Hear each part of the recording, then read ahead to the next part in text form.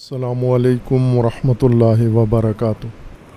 اعوذ باللہ من الشیطان الرجیم، بسم اللہ الرحمن الرحیم۔ اللہم وفقنا لما تحب وترضى واجعل عاقبۃ امورنا خیرا ولا تکلنا الی انفسنا طرفۃ عین ابدا۔ رب ادخلنی مدخل صدق واخرجنی مخرج صدق واجعل لی من لدنک سلطانا نصیرا۔ ایام ہفتہ ولایت، ایام غدیر، آپ تمام مومنین کرام، تمام امت اسلامیہ، بالخصوص راہروان راہ ولایت و امامت کو تبریک و تہنیت عرض ہے۔ ان ایام میں مومنین کے لیے جو موضوع انتخاب کیا ہے، جسے امیر المومنین علیہ السلام نے تاکید کے ساتھ بیان فرمایا ہے، اپنے مخاطبین کے لیے فرصت شناسی، فرصت سازی اور فرصت سوزی ہے۔ فرصت عربی زبان میں اور اردو زبان میں مختلف ہے اس کا معنی۔ اردو میں اور پنجابی میں فرصت ہم کہتے ہیں فارغ آدمی، فراغت کو، جس وقت کوئی مصروفیت نہ ہو، کوئی ذمہ داری نہ ہو، کوئی کام نہ ہو انسان کا، اس وقت، اس لمحے کو، اس وقت کو ہم فرصت کا لمحہ کہتے ہیں۔ لیکن عربی زبان میں فرصت اس معنی میں نہیں ہے۔ فرصت موقع کو کہتے ہیں، مناسب موقع کسی کام کرنے کا، جس کو آپ اپنی رائج زبان میں اپرچونٹی کہتے ہیں، کہ ہمیشہ ہر کام کے لیے موقع مناسب نہیں ہوتا۔ خاص مواقع ہوتے ہیں خاص کاموں کے لیے، اور روزمرہ زندگی میں ہم یہ تجربہ کرتے ہیں اور تجربہ رکھتے ہیں کہ ہمیں جو کچھ ہم کرنا چاہتے ہیں اس کے لیے موقع ہوتا ہے۔ بعض اوقات کوئی کام ہم کرنا چاہتے ہیں، اس کے لیے موقع مناسب نہیں ہوتا۔ مناسب موقع کا مطلب یہ ہوتا ہے کہ آپ کے مقصد کے لیے، آپ کے ہدف کے لیے، آپ کے عمل کے لیے تمام وسائل مہیا ہوں، اسباب سارے فراہم ہو جائیں، شرائط آپ کے مطابق ہو جائیں، موسم سازگار ہو جائے، معاونت و تعاون آپ کو مل جائے، جو پیسہ آپ کو اس کام کے لیے چاہیے وہ بھی آپ کو میسر آ جائے، ہر طرح کی سہولت آپ کو مل جائے، اس وقت ہم کہتے ہیں یہ اس کام کرنے کا مناسب موقع ہے، اب یہ کام کر لینا چاہیے۔ جیسے ہم عموماً بچوں کی شادیوں میں یہ کہتے ہیں کہ ابھی موقع نہیں ہے، ابھی مناسب موقع نہیں ہے، ابھی بچہ تعلیم حاصل کر رہا ہے، ابھی اس کا روزگار نہیں ہے، ابھی والد قرضے میں ڈوبے ہوئے ہیں، ابھی بڑی بہنوں کی شادی نہیں ہوئی۔ اس طرح کے دلائل دے کے ہم کہتے ہیں کہ یہ مناسب موقع نہیں ہے۔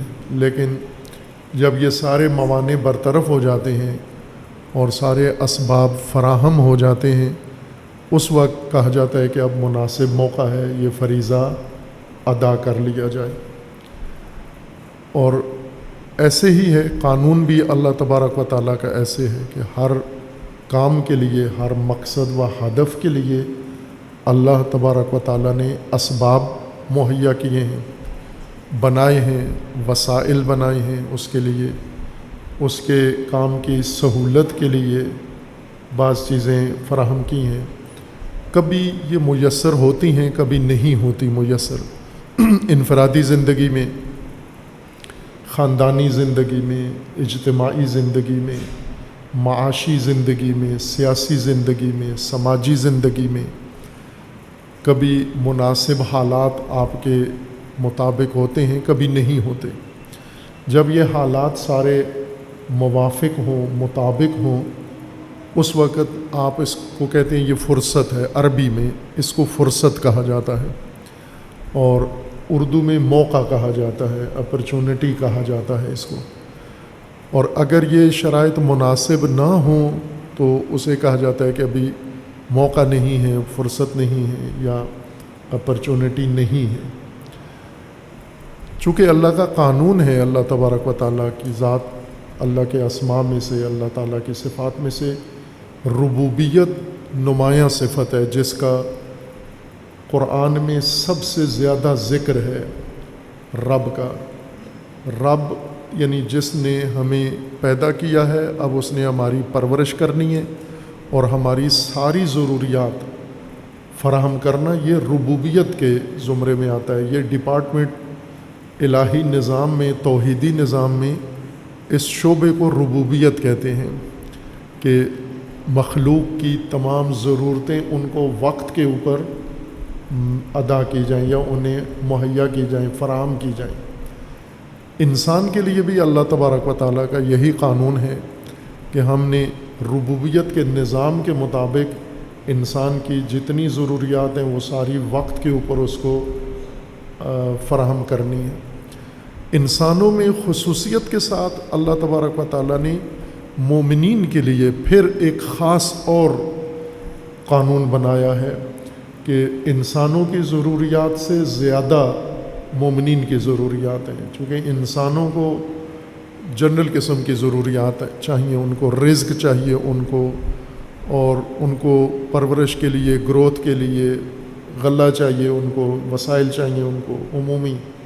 لیکن مومنین کو وہ تمام چیزیں چاہیے جو انسانوں کو چاہیے، اور اس سے اضافی بھی چیزیں چاہیے۔ انہیں ہدایت بھی چاہیے، انہیں آسمانی منشور بھی چاہیے، انہیں نبی بھی چاہیے، انہیں امام بھی چاہیے، انہیں رہبر بھی چاہیے، انہیں پورا آئین الہی چاہیے، دین بھی ان کو چاہیے، تاکہ یہ اپنے مقصد تک پہنچ سکیں۔ مومنین کا مقصد بہت عالی اللہ تعالیٰ نے مقرر فرمایا ہے، اور جو مومنین کو جو چیزیں چاہیے اللہ تبارک و تعالیٰ نے وہ ساری مومنین کے لیے فراہم کی ہیں۔ جب یہ ساری شرائط، سارے اسباب، وسائل جو مومنین کو درکار ہیں وہ سارے مل جائیں تو اسے فرصت کہیں گے ہم۔ یہ دینی فرصت ہے، ایمانی فرصت ہے۔ جس طرح اللہ تبارک و تعالیٰ نے بنی اسرائیل کو قرآن کریم میں کئی دفعہ خطاب کر کے یہ فرمایا ہے، یا بنی اسرائیل اذکروا نعمتی التی انعمت علیکم، اے بنی اسرائیل یاد کرو وہ نعمتیں، وہ وسائل، اسباب، مواقع، فرصتیں، اپرچونٹیز جو میں نے تمہارے لیے فراہم کی ہیں، اور جنہیں تم بروئے کار لا کر انی فضلتکم علی العالمین، جن کی وجہ سے آپ کو عالمین پر برتری دی ہے۔ یہ اس دور کی بات ہے جب بنی اسرائیل کو یہ ساری اسباب، وسائل اللہ نے مہیا کیے، اور انہوں نے بروئے کار لا کر ان سے اپنا مقصد حاصل کیا، امت بنے، اللہ کا نظام قائم کیا۔ حضرت سلیمان نبی جیسی سلطنت قائم ہوئی، حضرت داؤد نبی جیسا ان کو غلبہ ملا، حضرت طالوت جیسی ان کو کامیابیاں جنگی نصیب ہوئیں۔ یہ وہ دور ہے جس کی طرف اشارہ ہے انی فضلتکم علی العالمین۔ لیکن یہی بنی اسرائیل جب موسیٰ علیہ السلام کے زمانہ آیا تو وہ تمام جو اللہ تبارک و تعالیٰ نے انہیں، یہ تو حضرت موسیٰ کے بعد انہیں وسائل ملے، بنی اسرائیل کو شروع سے، اسرائیل سے ہی، یعنی حضرت یعقوب اور حضرت ابراہیم کے زمانے سے مواقع، فرصتیں اور اپرچونٹیز مل رہی تھیں جن سے وہ فائدہ نہیں اٹھا رہے تھے۔ حضرت یوسف علیہ السلام سے شروع ہوا ان کے لیے، اصل میں راستے کھلے جب حضرت یوسف بنی اسرائیل ہی کی سازش سے اپنے بھائیوں کی حسادت و سازش کے نتیجے میں مصر جا پہنچے، تو یہاں سے ان کے لیے دروازے کھلے۔ حضرت یوسف جب مصر پہنچے، وہاں حکومت کا حصہ بنے، کابینہ کا حصہ بنے، وزیر خزانہ بنے، ان کے ہاتھ میں وسائل آئے، اور پھر والدین کو اور بھائیوں کو مصر منتقل کیا۔ تو یہ آغاز تھا بنی اسرائیل کے فرصتوں کا، مواقع کا، اپرچونٹی ملی بنی اسرائیل کو۔ یہ حضرت یوسف نے انہیں اس فقر، فاقہ، افلاس، بھوک اور غلامی سے نجات دے کر انہیں کم از کم زندگی گزارنے کے قابل بنا دیا، اتنا کر دیا کہ عزت سے زندگی گزار سکے۔ لیکن اس کے بعد انہوں نے جو حضرت یوسف نے بنی اسرائیل کے لیے جو مواقع فراہم کیے تھے، بنی اسرائیل نے بہت جلدی حضرت یوسف کے بعد وہ سارے مواقع ضائع کر دیے، فرصت سوزی کی، سارے مواقع ضائع کر دیے، ایک ایک کر کے، چن چن کے، اور اتنے ضائع کیے کہ بہت تھوڑے عرصے میں یہ سید زادے، چونکہ انبیاء کی اولاد تھے، حضرت ابراہیم کی اولاد تھے، حضرت یعقوب و اسحاق کی اولاد تھے، تو سادات تھے یہ سارے، یہ سید زادے یہ فرعونیوں کے غلام بن گئے، اور بہت برے قسم کے، ذلیل قسم کے غلام بن گئے، ان کے نوکر بن گئے، ان کے کھیتوں میں کام کرتے، ان کے گھروں میں کام کرتے، ان کی گلیاں صاف کرتے، جس کو قرآن کریم نے یاد کیا ہے، ذکر کیا ہے کہ یاد کرو، اذکروا، تم یاد کرو، اذ نجیناکم من آل فرعون یسومونکم سوء العذاب، یاد کرو جو فرعون تمہیں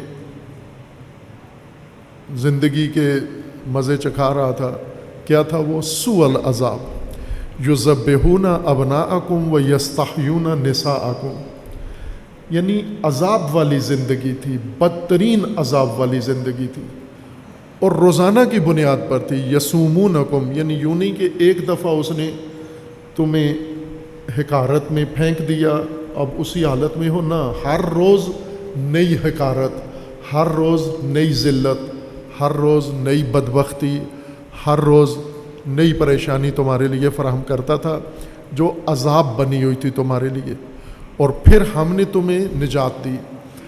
یہ عرصہ حضرت یوسف سے لے کر حضرت موسیٰ تک تاریخی روایات کے مطابق 500 سال کا بنتا ہے، 400 بھی لکھا گیا ہے، 300 بھی لکھا گیا ہے، زیادہ سے زیادہ 5 صدیاں گزری، 500 سال یہ سید زادے فرعونیوں کے غلام بن کر رہے، اور وہ بدترین ان کے ساتھ رویہ رکھتے تھے، سلوک کرتے تھے۔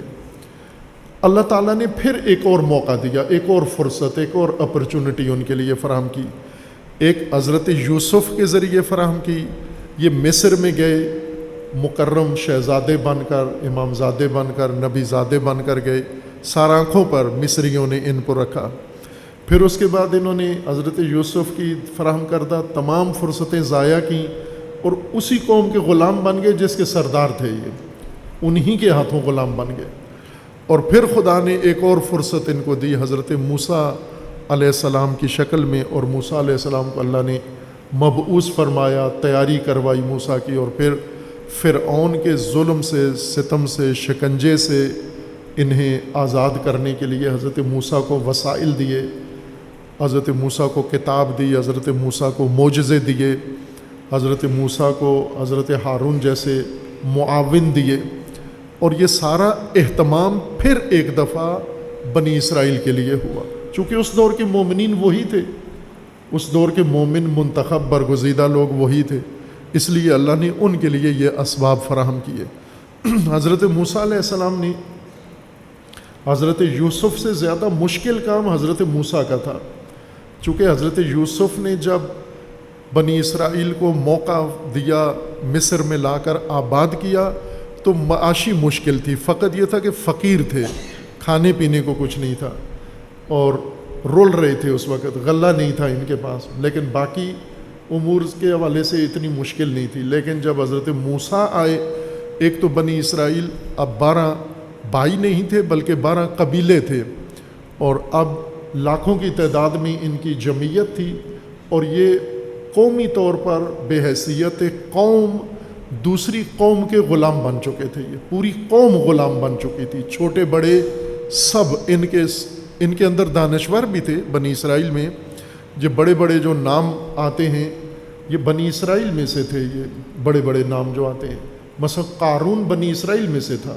یہ اتنا بڑا سرمایہ دار یہ بنی اسرائیل میں سے تھا، سامری جیسا سکالر بنی اسرائیل میں سے تھا، اسی قوم میں سے تھا، لیکن یہ سارے تاجر بھی سکالر بھی سارے غلام تھے، فرعونیوں کے سامنے غلام تھے، ان کے جکڑے ہوئے تھے، انہوں نے ان پر تسلط قائم کیا ہوا تھا۔ حضرت موسیٰ علیہ السلام نے ان کو نجات دینے کی کوشش کی، اکٹھا کیا، بہت محنت کرنا پڑی۔ فرعون ڈبونے میں موسیٰ کو اتنی محنت نہیں کرنا پڑی، فقط ایک لاٹھی ماری، سمندر شک ہوا اور پھر فرعون اس میں داخل ہوا اور غرق ہو گیا، بس اتنا ٹائم لگا موسیٰ کا، اتنی طاقت لگی، اتنی پاور لگی۔ لیکن بنی اسرائیل کو سمجھانے میں، پڑھانے میں، سکھانے میں، تربیت کرنے میں اور ان کو انسان بنانے میں، ان کا اخلاق بہتر کرنے میں، ان کو اس غلامی کی زندگی سے اور عادتوں سے نکال کے ایک برتر زندگی دینے کے لیے بہت محنت کرنا پڑی، جتن کرنا پڑے، قدم قدم کے اوپر حضرت موسیٰ کو بہت مشکلات جھیلنا پڑیں، اور پھر جا کر بنی اسرائیل کو ایک اور فرصت ملی۔ اب حضرت موسیٰ لے کر ان کو جب غلامی سے نکلے تو ان کی تربیت کا عمل شروع ہوا، اور تربیت کر کے انہیں لے کے کہاں جانا تھا؟ وہ ارض موعود پر، فلسطین پر، بیت المقدس لے کے جانا تھا، کہ وہاں پر جا کر کیا کریں؟ وہاں پر جا کر الہی نظام قائم کریں، اللہ کی حکومت قائم کریں، امامت و امت کا نظام قائم کریں، فرعونوں کی بندگی سے نکل کر اللہ کی بندگی میں زندگی گزاریں، اللہ کے حکم اور اللہ کے دستور کے مطابق زندگی گزاریں۔ یعنی کتنی بڑی سہولت و فرصت و اپرچونٹی حضرت موسیٰ نے دی۔ حضرت یوسف نے کسی اور قوم کی زمین ان کے لیے تیار کی کہ یہاں آ کر زندگی گزارو۔ حضرت موسیٰ کو اللہ نے فرمایا کہ نہ، ہم نے ایک ایسی سرزمین تیار کر دی ہے جو کسی اور کی نہیں ہے، یہ آپ کی اپنی سرزمین ہوگی، اپنا ملک ہوگا، اس ملک کے اندر آپ نے، اس کے اندر ہم نے معاش بھی فراہم کر دی ہے، اس کو محفوظ بھی بنا دیا ہے، اس کے اندر ہر چیز ہم نے رکھ دی ہے، صرف تم اللہ کے دستور کی پابندی کرنی ہے، تمہیں ایک کام کرنا ہے، زیادہ محنت تمہیں نہیں کرنی، چونکہ اللہ تمہارے لیے غیب سے یہ سارے اسباب فراہم کر رہا ہے۔ مثلا تمہارے لیے اگر کھانا چاہیے تو من و سلوہ آ رہا ہے، تمہیں رہائش چاہیے تو طور تمہارے اوپر اللہ نے سایہ بنا دیا ہے، تمہیں اور کوئی پریشانی ہے تو عصا مارتے ہیں موسیٰ، چشمے نکل آتے ہیں، اور کوئی بھی ان کی ضرورت ہوتی ہے وہ موسیٰ علیہ السلام کے معجزاتی طاقت سے ان کو عطا ہو جاتی ہے۔ بنی اسرائیل کا کیا کام ہے؟ فقط ایک کام ہے، اللہ کے دستور، اللہ کے حکم اور اللہ کے فرمان کی اطاعت کرنی ہے، کہ اپنی زندگی دن رات اللہ کے حکم کے مطابق گزارو۔ ان سے یہ ایک کام نہیں ہو رہا تھا، مشکل ہو رہا تھا، لہٰذا موسیٰ کو ستانا شروع کیا، تنگ کرنا شروع کیا۔ جس سرزمین پر موسیٰ لے کے گئے کہ ادخلوا، اب داخل ہو جاؤ اس میں، الارض المقدسہ، اس ارض مقدسہ میں داخل ہو جاؤ، تو داخل ہونے کے لیے تیار نہیں تھے۔ موسیٰ کو کہتے کہ ہم اس میں داخل، انا لن ندخلھا، ہم اس میں جانے والے نہیں ہیں۔ موسیٰ کہتے یہ آپ کے لیے مہیا کی گئی ہے، آپ کے لیے تیار کی گئی ہے، آپ کے نام کر دی گئی ہے، اللہ تبارک و تعالیٰ نے اس زمین کے اندر تاثیر رکھ دی ہے، آپ کے لیے تیار ہے۔ وہ کہتے تھے ہم ہرگز نہیں جائیں گے۔ اذهب انت وربک، کیونکہ وہاں پر قوم جبارین ہے، ایک قوم ہے مسلط وہاں پر، ان فیہا قوما جبارین، قوم جبار، ظالم، ستمگر، ہم اس کے جاتے ہوتے ہوئے نہیں جا سکتے، آپ جاؤ۔ اذهب انت وربک، موسیٰ اور رب، موسیٰ کا رب دونوں جائیں، جا کر لڑیں، فقاتلا، تم دونوں لڑو وہاں جا کر۔ پھر جب جبار قوم کو آپ اور آپ کا رب لڑ کے نکال دو گے، پھر اس وقت انا داخلون، ہم اس وقت داخل ہو جائیں گے، ہم آ جائیں گے۔ اس طرح کے ہٹ درم قوم، ناسپاس لوگ، ناشکرے لوگ، ناقدرے لوگ، مجموعی طور پر اگر ہم اس سارے ماجرا کا قرآنی داستان کی خلاصہ کریں تو حضرت اللہ تبارک و تعالیٰ نے بار بار قرآن میں یہ دہرایا بھی ہے کہ تم نے یہ جرم کیا پھر ہم نے تمہیں معاف کر دیا، تم نے یہ کام کیا پھر ہم نے تمہیں معاف کر دیا، درگزر کیا تمہارے لیے، ہم نے تمہارے لیے یہ اہتمام کیا، تم نے سامری پکڑ لیا، پھر تم نے گسالہ بنا لیا، پھر تم نے فلاں کر دیا، اور ہر موقع پر ہم نے تمہیں درگزر کیا، بخشتے گئے، دوبارہ موقع دیتے گئے، جو موقع تم ضائع کرتے وہ موقع ہم تمہیں دوبارہ دے دیتے۔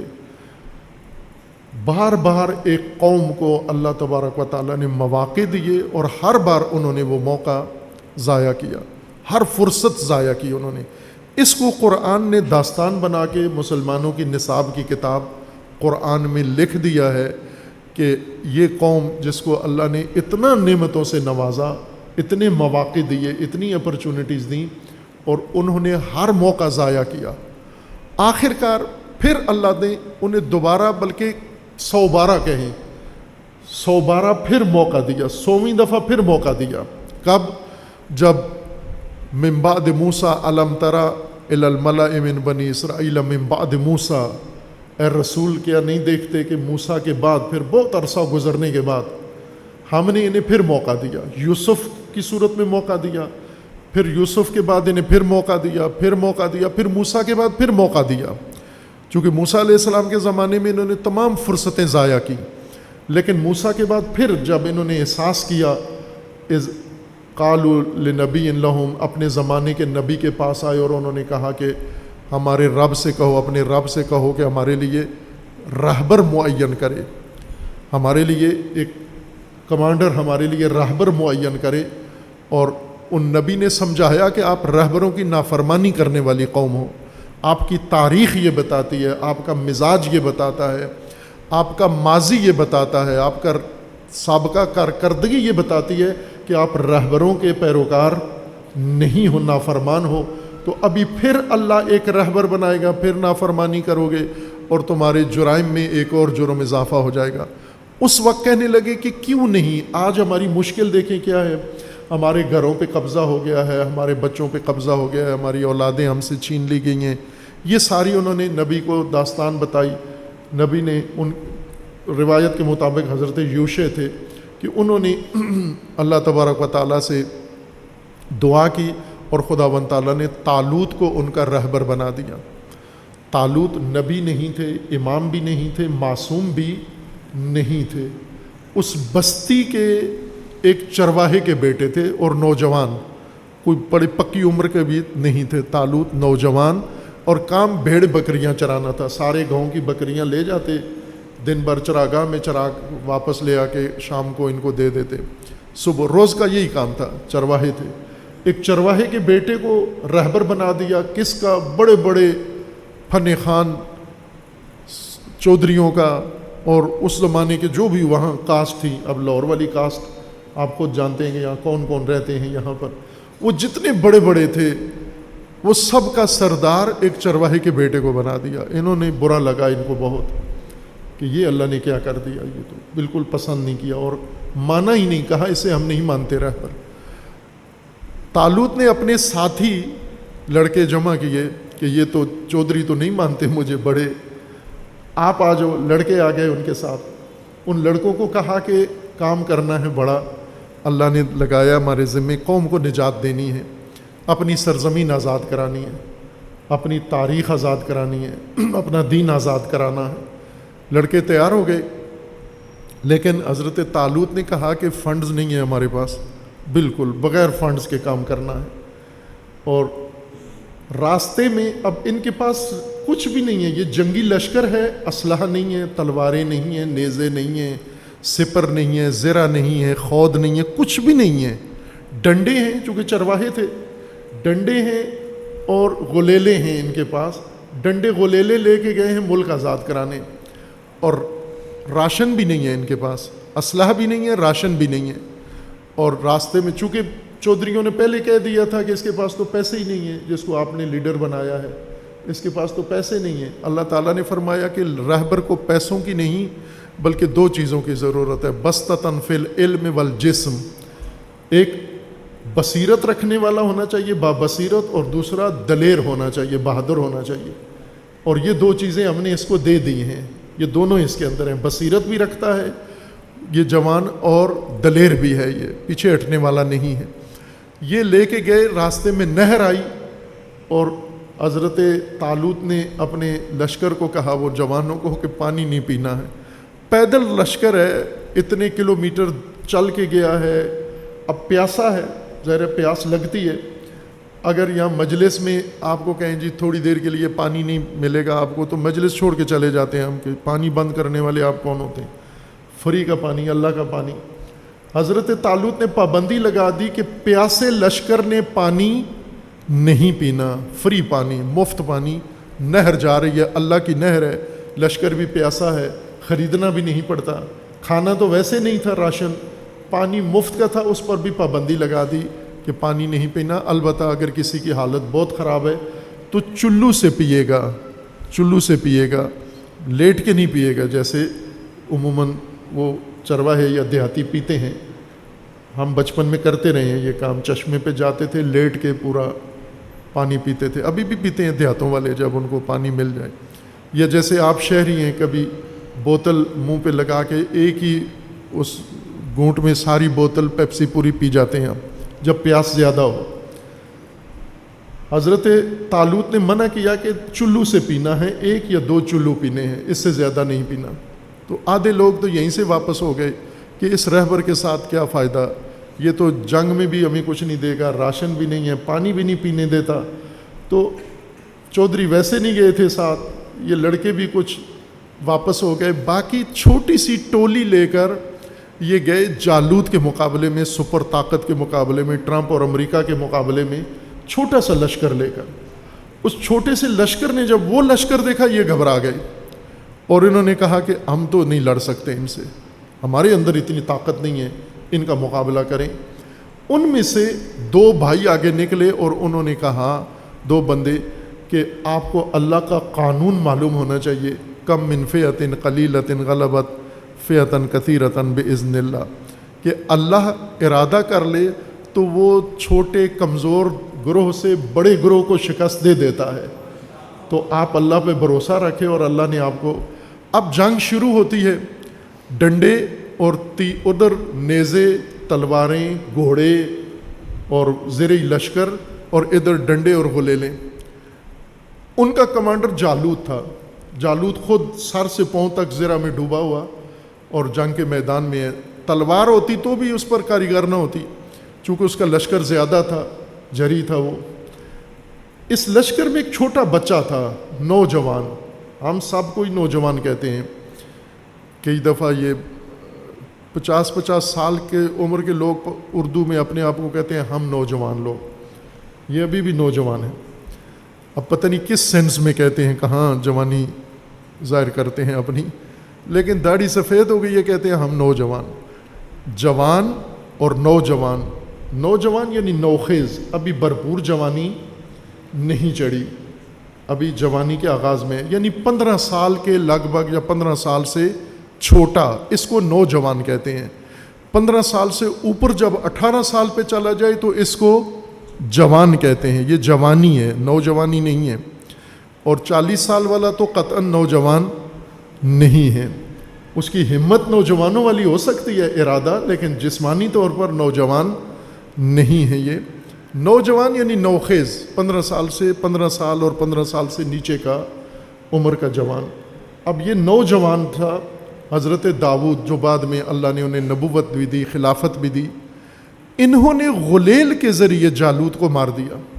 غلیل وہ پورا زرہ میں ڈوبا ہوا تھا، لوہے کے لباس میں، تو حضرت داؤد چھپ کے جھاڑیوں کے پیچھے جا کے اس کے قریب ہو کے دیکھا کہ اس کو کہاں ماروں میں، اور ہے بھی ان کے پاس کنکری ہے غلیل کی، تو اس کنکری سے کدھر ماروں اس کو؟ تو دیکھا کہ وہ تھوڑی سی جگہ یہاں پر کنپٹی خالی تھی، اس کی چہرے پہ نقاب تھا لوہے کا، سر پہ لوہے کا خود تھا، نقاب اور خود کے درمیان یہاں تھوڑا سا چھوٹا سا سوراخ تھا، کنکری جتنا۔ اب نشانہ دیکھیں حضرت داؤد کا کہ غلیل سے نشانہ اسی جگہ پہ کنپٹی پہ مارا جا کر، وہیں کنکری لگی غلیل کی اور وہیں پہ ڈھیر ہو گیا گر کے، اور یہ جنگ جیت لی۔ خوب، یہ ایک اور اپرچونٹی، فرصت تھی جو اللہ نے پھر بنی اسرائیل کو دی۔ وہی بنی اسرائیل یوسف کو کنویں میں پھینکنے والے، وہی بنی اسرائیل پھر یوسف کی دی ہوئی عزت اور موقع گنوانے والے، وہی بنی اسرائیل فرعونوں کے غلام بننے والے، وہی بنی اسرائیل جو موسیٰ نے نجات دی اور موسیٰ کے ساتھ ہٹ درمی کی، موسیٰ اللہ کی طرف بلاتے تھے، یہ گسالے کی طرف چلے جاتے، موسیٰ اس طرف بلاتے، یہ اس طرف چلے جاتے. وہی بنی اسرائیل پھر اللہ نے ایک اور موقع دیا ان کی اگلی نسل کو، چونکہ پچھلی نسلیں ان کی فرصتیں ضائع کرنے والی تھیں، فرصت سوز تھیں، اور اب ان کی نسل ایک آئی، انہوں نے فرصت غنیمت سمجھی، اور وہ بھی نہ بڑوں نے، بزرگوں نے فرصت ضائع کر دی. طالوت کو رہبر مانگا، اللہ نے بنایا تو انکار کر دیا، فرصت سوزی کر دی. لیکن جوانوں نے غنیمت سمجھی یہ فرصت اور طالوت کا ساتھ دیا، اور سب سے کم سن فوجی نے، سپاہی نے طالوت کو مار کے جنگ جیت لی، اور اس کے بعد بنی اسرائیل کا عروج شروع ہوا، ترقی شروع ہوئی، فضیلت بر عالمین شروع ہوئی. پھر جس طرح قرآن نے فرمایا کہ حضرت سلیمان کو ایسی حکومت اللہ نے دی جو کسی عالمین میں کسی کو نہیں دی. یہ آغاز اس فرصت شناسی سے ہوا جو طالوت، اور طالوت کے بعد داؤد، اور داؤد کے بعد حضرت سلیمان نے جو موقع شناسی کی، فرصت شناسی کی، اور ان فرصتوں سے وقت کے اوپر فیصلہ کیا اور فائدہ اٹھایا. اللہ تبارک و تعالیٰ نے انہیں اتنا عروج عطا کیا، عالمین پر عروج عطا کیا. پھر اس کے بعد دوبارہ انہوں نے فرصتیں ضائع کیں، اور رسول اللہ صلی اللہ علیہ وآلہ وسلم کے زمانے میں پھر دیکھیں بنی اسرائیل کی کیا حالت تھی. اس عروج سے، اس ترقی سے نیچے آئے اور کتنی پستی پہ آ گئے. پھر آ کے ان کا کردار کتنا گنونا کردار ہوا، کتنا شرمناک کردار ان کا بن گیا. اور رسول اللہ صلی اللہ علیہ وآلہ وسلم پھر ایک فرصت کے طور پر، ایک موقع کے طور پر پھر ان کے پاس نیا موقع لے کر آئے، اور انہوں نے اس موقع کو گنوا دیا. اور یہ داستان انبیاء کے دور سے اور آج تک جاری ہے کہ اللہ کی طرف سے ہر نسل کو موقع ملتا ہے، فرصتیں ملتی ہیں، وسائل ملتے ہیں، حالات ان کے فیور میں بنائے جاتے ہیں، سازگار بنائے جاتے ہیں.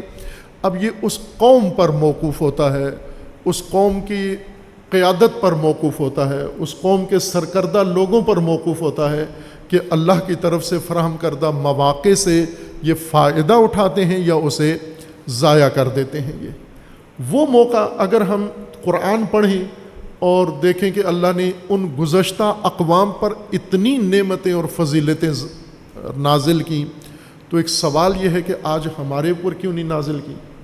نہ نبی ہیں ہمارے پاس، نہ امام ہیں ہمارے پاس، نہ ولی ہیں ہمارے پاس، نہ کوئی آسمانی کتاب اترتی ہے، نہ معجزہ ہوتا ہے، نہ من و سلوہ آتا ہے، نہ فرعون غرق ہوتا ہے، ڈوبتا ہے، کچھ بھی نہیں ہوتا. انہیں ہر سہولت میسر تھی اور ہمیں کوئی سہولت میسر نہیں ہے. تو یہ فرق کیوں ہے ہمارے اور ان کے درمیان؟ وہ اتنے لاڈلے تھے اللہ کے، وہ بھی اللہ کی مخلوق ہے، ہم بھی اللہ کی مخلوق ہیں. ہمیں اپنے حال پہ چھوڑ دیا ہے، دشمنوں کے حوالے کر دیا ہے، اور انہیں اللہ نے اپنی رحمت کے سائے میں لیا ہوا تھا. انہیں ہر غضن سے، اور ان کی بڑی بڑی غلطیاں بھی معاف ہو جاتی تھیں. وہ گسالہ لے کے پوچھتے تھے، انہیں پھر معاف کر دیا جاتا تھا. اور آج ہمارے لیے یہ مواقع ہیں یا نہیں ہیں؟ اگر ہم یہ کہیں کہ ان کے لیے مواقع تھے، ہمارے لیے نہیں ہیں، تو یہ شک و اعتراض ہو جاتا ہے اللہ کی عدالت پر، اللہ کے نظام پر. اور اللہ کی ذات کا فرمانا ہے کہ لیس بظلام للعبید، اللہ ذرا برابر بھی ظلم نہیں کرتا کسی بھی بندے کے حق میں، کسی بھی قوم کے حق میں، کسی بھی نسل کے حق میں. اور اللہ تعالیٰ نے یہ فرمایا ہے کہ ہم ہر قوم کو موقع دیتے ہیں، ہر قوم کو وسائل دیتے ہیں، ہر قوم کو فرصت دیتے ہیں، اپرچونٹی دیتے ہیں، اور اس کے حالات اور اس کی نسل کے مطابق دیتے ہیں. پچھلی قوموں کو جو ہم نے وسائل دیے ہیں یہ نسخ کر دیتے ہیں، ہم ان کو ہٹا دیتے ہیں، اور نئی قوم کے نسل کے مطابق ان کو وسائل دیتے ہیں. ما ننسخ من آیت او ننسها نأت بخیر منها او مثلها. ہم پچھلی جتنی آیات ہیں، پچھلے جتنے مواقع ہیں، وہ پچھلی قوم کے لیے ہوتے ہیں، ان کو ہم ختم کر دیتے ہیں. چونکہ وہ نسل گزر گئی، اپنا ٹینیور گزار چکے ہیں، اب نئی نسل آ گئی ہے. تو یوں نہیں ہے کہ وسائل پرانے ہوں، نسل نئی ہو. جب نسل نئی ہے تو وسائل بھی نئے ہوں گے، قیادت بھی نئی ہوگی. بنی اسرائیل کو یہ اعتراض تھا کہ موسیٰ علیہ السلام نبی ہیں، تورات آسمانی کتاب ہے اور یہودیت شریعت ہے، تو اب نئی نبی کی کیا ضرورت ہے، نئے کتاب کی کیا ضرورت ہے، نئے اہتمام کی کیا ضرورت ہے؟ اور وہ بھی اللہ کی طرف سے تھا. مسلمانوں سے پوچھتے تھے کہ بتاؤ تورات اللہ کی کتاب ہے یا نہیں؟ تو یہ کہتے اللہ کی کتاب ہے. کہا تو پھر اللہ کی کتاب میں کیا کمی تھی جو نئی کتاب اللہ کو نازل کرنا پڑتی ہے؟ پہلے وہ غلط نازل ہو گئی تھی، کیا نعوذ باللہ اللہ نے غلط کتاب نازل کر دی؟ نہ، ٹھیک کتاب نازل کی. تو پھر ٹھیک تھی تو پھر اس کو ختم کر کے نئی کتاب کیوں اللہ نے نازل کی؟ اس کا جواب دیا گیا ہے کہ وہ کتاب ٹھیک تھی، اس نسل کے لیے تھی، اس دور کے لیے تھی، اس زمانے کے تقاضوں اور ضرورتوں کے مطابق تھی. آج جو نسل موجود ہے، آج کی نسل کو آج کے تقاضوں کے مطابق اللہ کی طرف سے رہنمائی و ہدایت ملے گی. اس لیے یہ نسخ ضروری ہے. ما ننسخ من آیت او ننسہا، انسا اور نسخ اس لیے تاکہ اللہ کے طرف سے دی گئی فرصتیں ہر نسل کے زمانے کے مطابق ہوں. ایسا نہ ہو کہ وسائل قدیمی ہوں، نسل جدید ہو. ہر نسل کے مطابق اللہ نے اس نسل کے وسائل پیدا کیے ہیں. اس قانون کی روح سے دیکھیں تو وہ جو وسائل ان کے تھے، وہ وسائل اس زمانے کے تھے، وہ نسلیں بھی چلی گئیں، وہ وسائل بھی چلے گئے. آج اپنے دور کو دیکھیں تو آج کے دور کے مطابق اللہ تبارک و تعالیٰ نے وہ وسائل آج کی نسل کو دیے ہیں اور زیادہ بہتر کر کے دیے ہیں. اس زمانے کی جو ٹیکنالوجی کتنی ابتدائی ٹیکنالوجی تھی حضرت موسیٰ کے زمانے کی، کہ عصا سے سارا کام لینا پڑتا تھا. اب عصا کی جگہ پر میزائل بن گیا ہے، وہی کام میزائل کرتا ہے. جو عصائے موسیٰ کرتا تھا اب ایران کا میزائل وہی کام کرتا ہے جو آج بھی اللہ نے دیا ہے. یہ عصا ہے، یہ آج کے رہبر کو یہ عصا دیا ہے، اس زمانے کے رہبر کو وہ عصا دیا تھا. چونکہ اس وقت ٹیکنالوجی اتنی ایڈوانس نہیں تھی، لہٰذا ایک لاٹھی میں یہ خاصیت رکھ دی اللہ نے کہ رہبر جب اس لاٹھی کو اٹھائے تو لاٹھی معجزہ کرے. اور آج کا رہبر ان کو آج کے وسائل دیے ہیں، لیکن یہ تو نہیں کہہ سکتے کہ آج ہمارے پاس یہ وسائل نہیں ہیں. آج کی ضرورت کے مطابق آپ کو ہر چیز دے دی ہے. اور سب سے بڑھ کر فرصتیں اور مواقع، یعنی حالات، ایسے حالات جن حالات میں آپ اللہ کے دین پر عمل کر سکیں، اللہ کے نظام کو قائم کر سکیں، اللہ کے نظام کے مطابق زندگی گزار سکیں. یہ حالات تاریخ میں آپ جائیں پیچھے مطالعہ کریں، یہ کسی دور میں بھی یہ فرصت، اس طرح کی فرصت اللہ تبارک و تعالیٰ نے کسی قوم کو نہیں دی جو آج کی موجودہ مومنین کی نسل کو اللہ تبارک و تعالیٰ نے عطا کر دی ہے. البتہ اللہ کی تدبیر سے ہوا ہے یہ سارا کچھ. بظاہر جو اس کی آخری علت بنی ہے جو چیز اس فرصت کے لیے، وہ رہبر عظیم الشان کی شہادت ہے رحمت اللہ علیہ. شہادت رہبر نے یہ موقع فراہم کیا ہے. آپ مجھے بتائیں تاریخ میں کوئی زمانہ ملتا ہے آپ کو، انبیاء کا زمانہ، ائمہ کا زمانہ، کہ جب تمام روئے زمین اس بات پر آ گئے ہوں کہ درست راستہ یہی ہے جو نبی کا ہے؟ ہے کوئی ایسا دور؟ سارے روئے زمین اس بات پر ہو کہ صحیح راستہ یہی ہے جو یہ نبی کہہ رہے ہیں، صحیح راستہ یہی ہے جو یہ امام کہہ رہے ہیں. آپ امام علی علیہ السلام کا دور دیکھیں. امام علی علیہ السلام کے دور میں خود مدینہ والے ان کو شک تھا کہ یہ جو امام علی کہہ رہے ہیں یہ صحیح راستہ بھی ہے یا نہیں ہے. کوفہ والوں کو شک تھا کہ یہ صحیح راستہ بھی ہے یا نہیں ہے. بصرہ والوں کو شک تھا یہ صحیح راستہ بھی ہے یا نہیں ہے. لیکن آج اپنے ملک کو دیکھیں، اپنے شہر سے شروع کریں. آج آپ لاہور میں نکل جائیں، گلیوں میں نکل جائیں، شیعہ سنی کے پاس جائیں، آپ مسلم غیر مسلم کے پاس جائیں، سیکولر لوگوں کے پاس جائیں، انٹلیکچوئلز کے پاس جائیں، اسکالرز کے پاس جائیں، ہر شخص کے پاس جائیں جس کا دین سے دور کا بھی کوئی تعلق نہیں ہے، اس کے پاس بھی جائیں. اسے بتائیں کہ آج تمام ممالک میں سے کس ممالک کی حکمت عملی درست ہے تو وہ ایک ہی ملک کا نام لے گا، ایران. آج کون سی قوم ہے جو صحیح سمت میں جا رہی ہے تو وہ کہے گا ایرانی قوم. آج کون سا قائد ہے جو درست فیصلے کرتا ہے تو وہ کہیں گے ایرانی قائد. یہ بات ہے یا نہیں ہے آج؟ ایسا تاریخ میں کہیں نظر آتا ہے ہمیں؟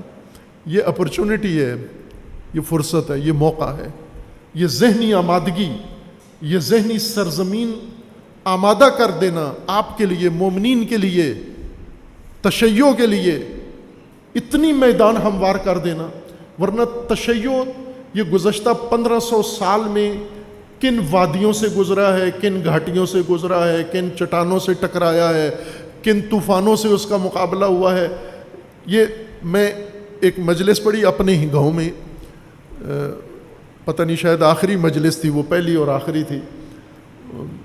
وہ مجلس میں نے پڑھی، وہاں پر چونکہ سادات کا گاؤں تھا، مجلس میں غیر سادات بھی تھے، دوسری آبادیوں کے لوگ بھی تھے، لیکن اپنے گاؤں کے سادات کو خطاب کرنے کا مجھے پہلی دفعہ موقع ملا، تو میں نے انہیں یہی کہا کہ آپ سادات ہو، اور سادات آپ کو پتہ ہے کون ہیں؟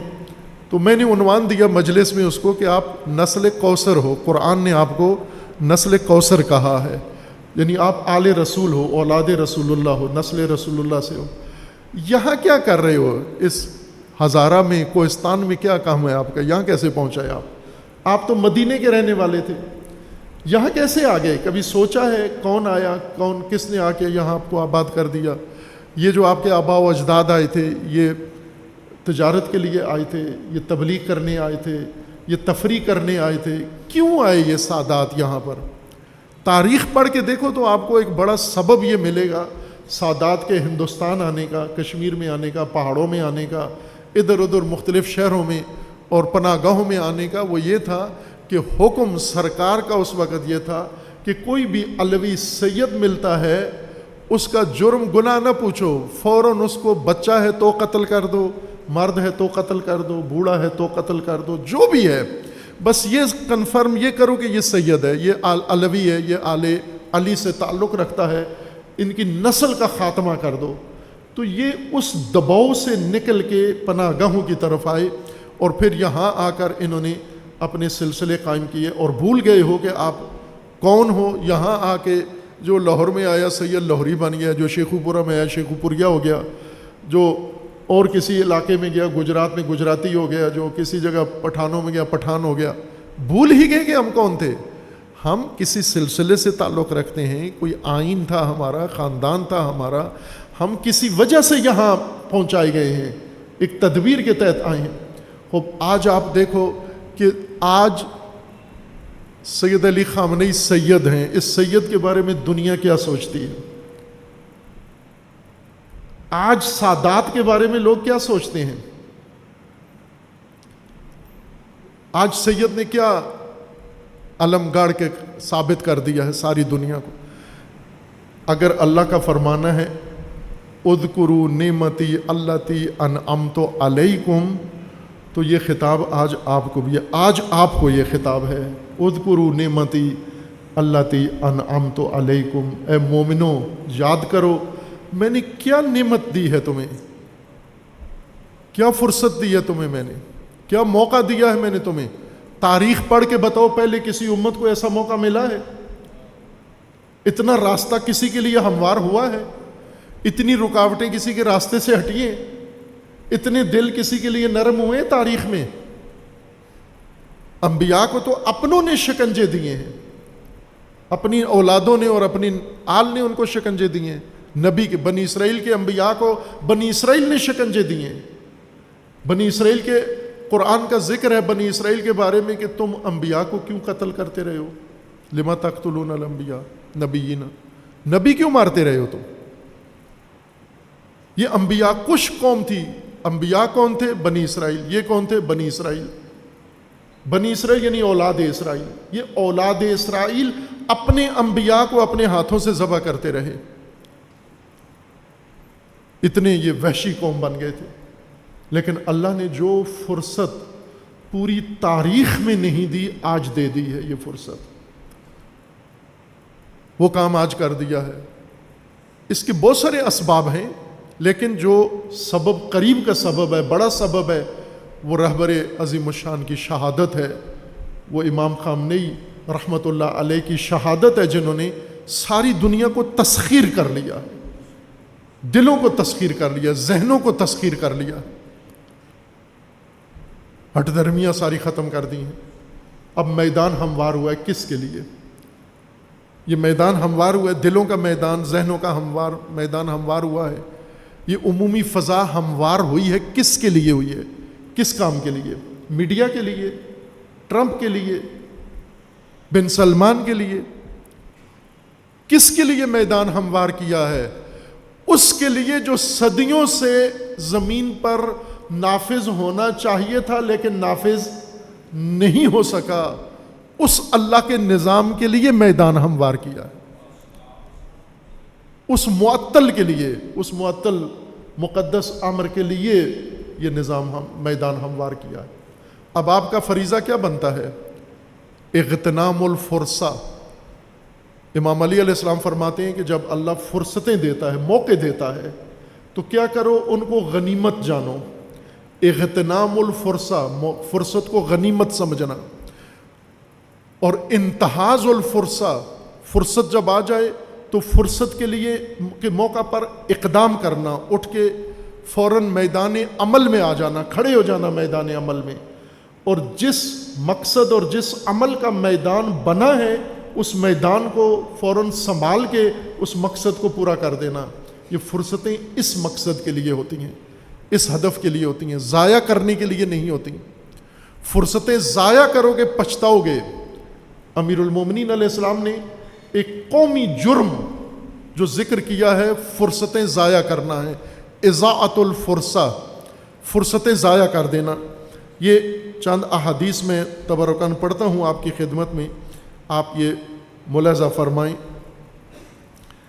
کہ فرصتیں ضائع کرنا ائمہ اطہار علیہ السلام کے نزدیک کیا حیثیت رکھتا ہے۔ ترک متعدد احادیث ہیں، کچھ پہلی مجالس میں پڑھ چکا ہوں، میں وہ ساری تکرار نہیں کرنا چاہتا، چونکہ جو نہیں حدیثیں پڑھی گئیں فرصت کے باب میں چاہتا ہوں اس مجلس میں وہ پڑھ دوں، بجائے سابقہ جو پڑھی گئی ہیں۔ آپ اگر وقت ہو سابقہ مجالس جو 2-4 ان دنوں میں ہوئی ہیں ان کو سن لیں، یہ ایک ہی مجلس ہے، ایک ہی سلسلہ ہے جو قسطوار بیان ہو رہا ہے۔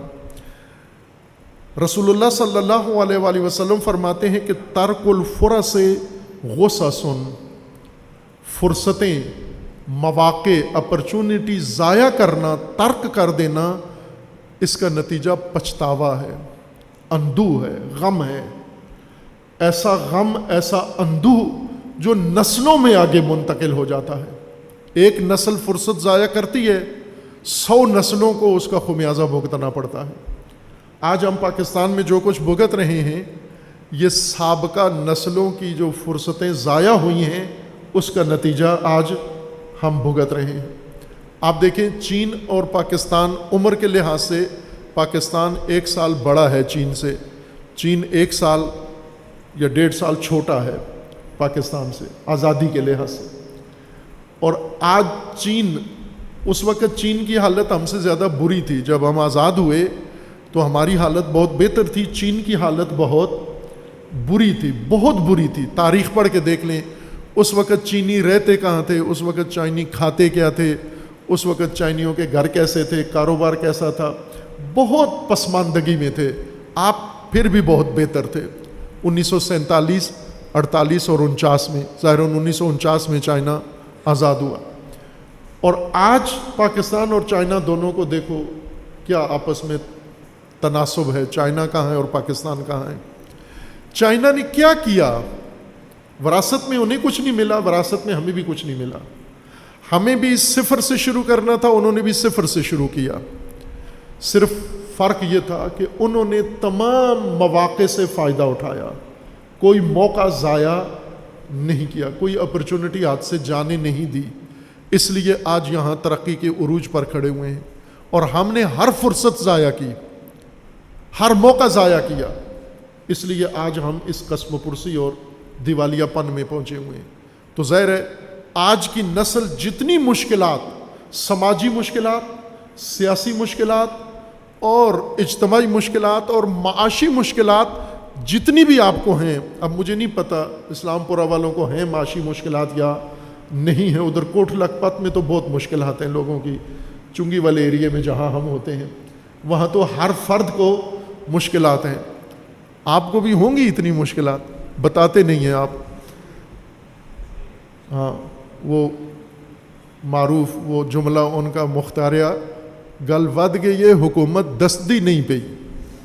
ہاں، گل ود گئی ہے، اب آپ دستے نہیں ہو لیکن گل ود گئی ہے، مشکلات ہیں، پٹرول مہنگا ہے، ہر چیز ہے۔ لیکن یہ مشکلات کب کی ہیں، کس کی ہیں؟ یہ آپ نے خود اپنے لیے یہ مشکلات پیدا کی ہیں، آپ نے پیدا کی ہیں؟ ہے کوئی بندہ ہاتھ کھڑا کر کے کہے کہ میری وجہ سے ہیں، یا ہماری فیملی کی وجہ سے، یا میرے والد صاحب کی وجہ سے ہیں یہ مشکلات؟ نہیں، یہ پچھلے حکمرانوں کی وجہ سے ہیں۔ آزادی سے لے کے آج تک جتنے آئے ہیں باری باری اقتدار کے مزے لوٹے ہیں جنہوں نے، یہ ان کی وجہ سے ہیں۔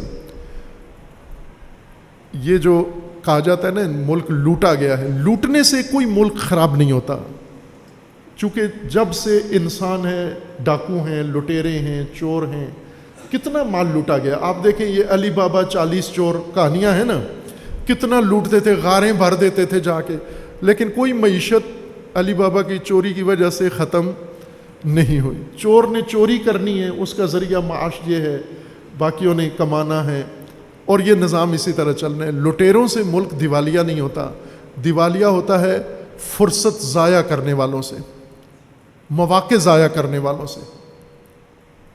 جب موقع آتا ہے معاہدے کا، معاہدہ نہیں کرتے۔ جو موقع آتا ہے کسی پلاننگ کا، پلاننگ نہیں کرتے۔ جو موقع آتا ہے کسی اقدام کا، اقدام نہیں کرتے۔ جو موقع آتا ہے کسی فیصلے کا، فیصلہ نہیں کرتے۔ اس وجہ سے قومیں ذلیل ہوتی ہیں، ضائع ہوتی ہیں۔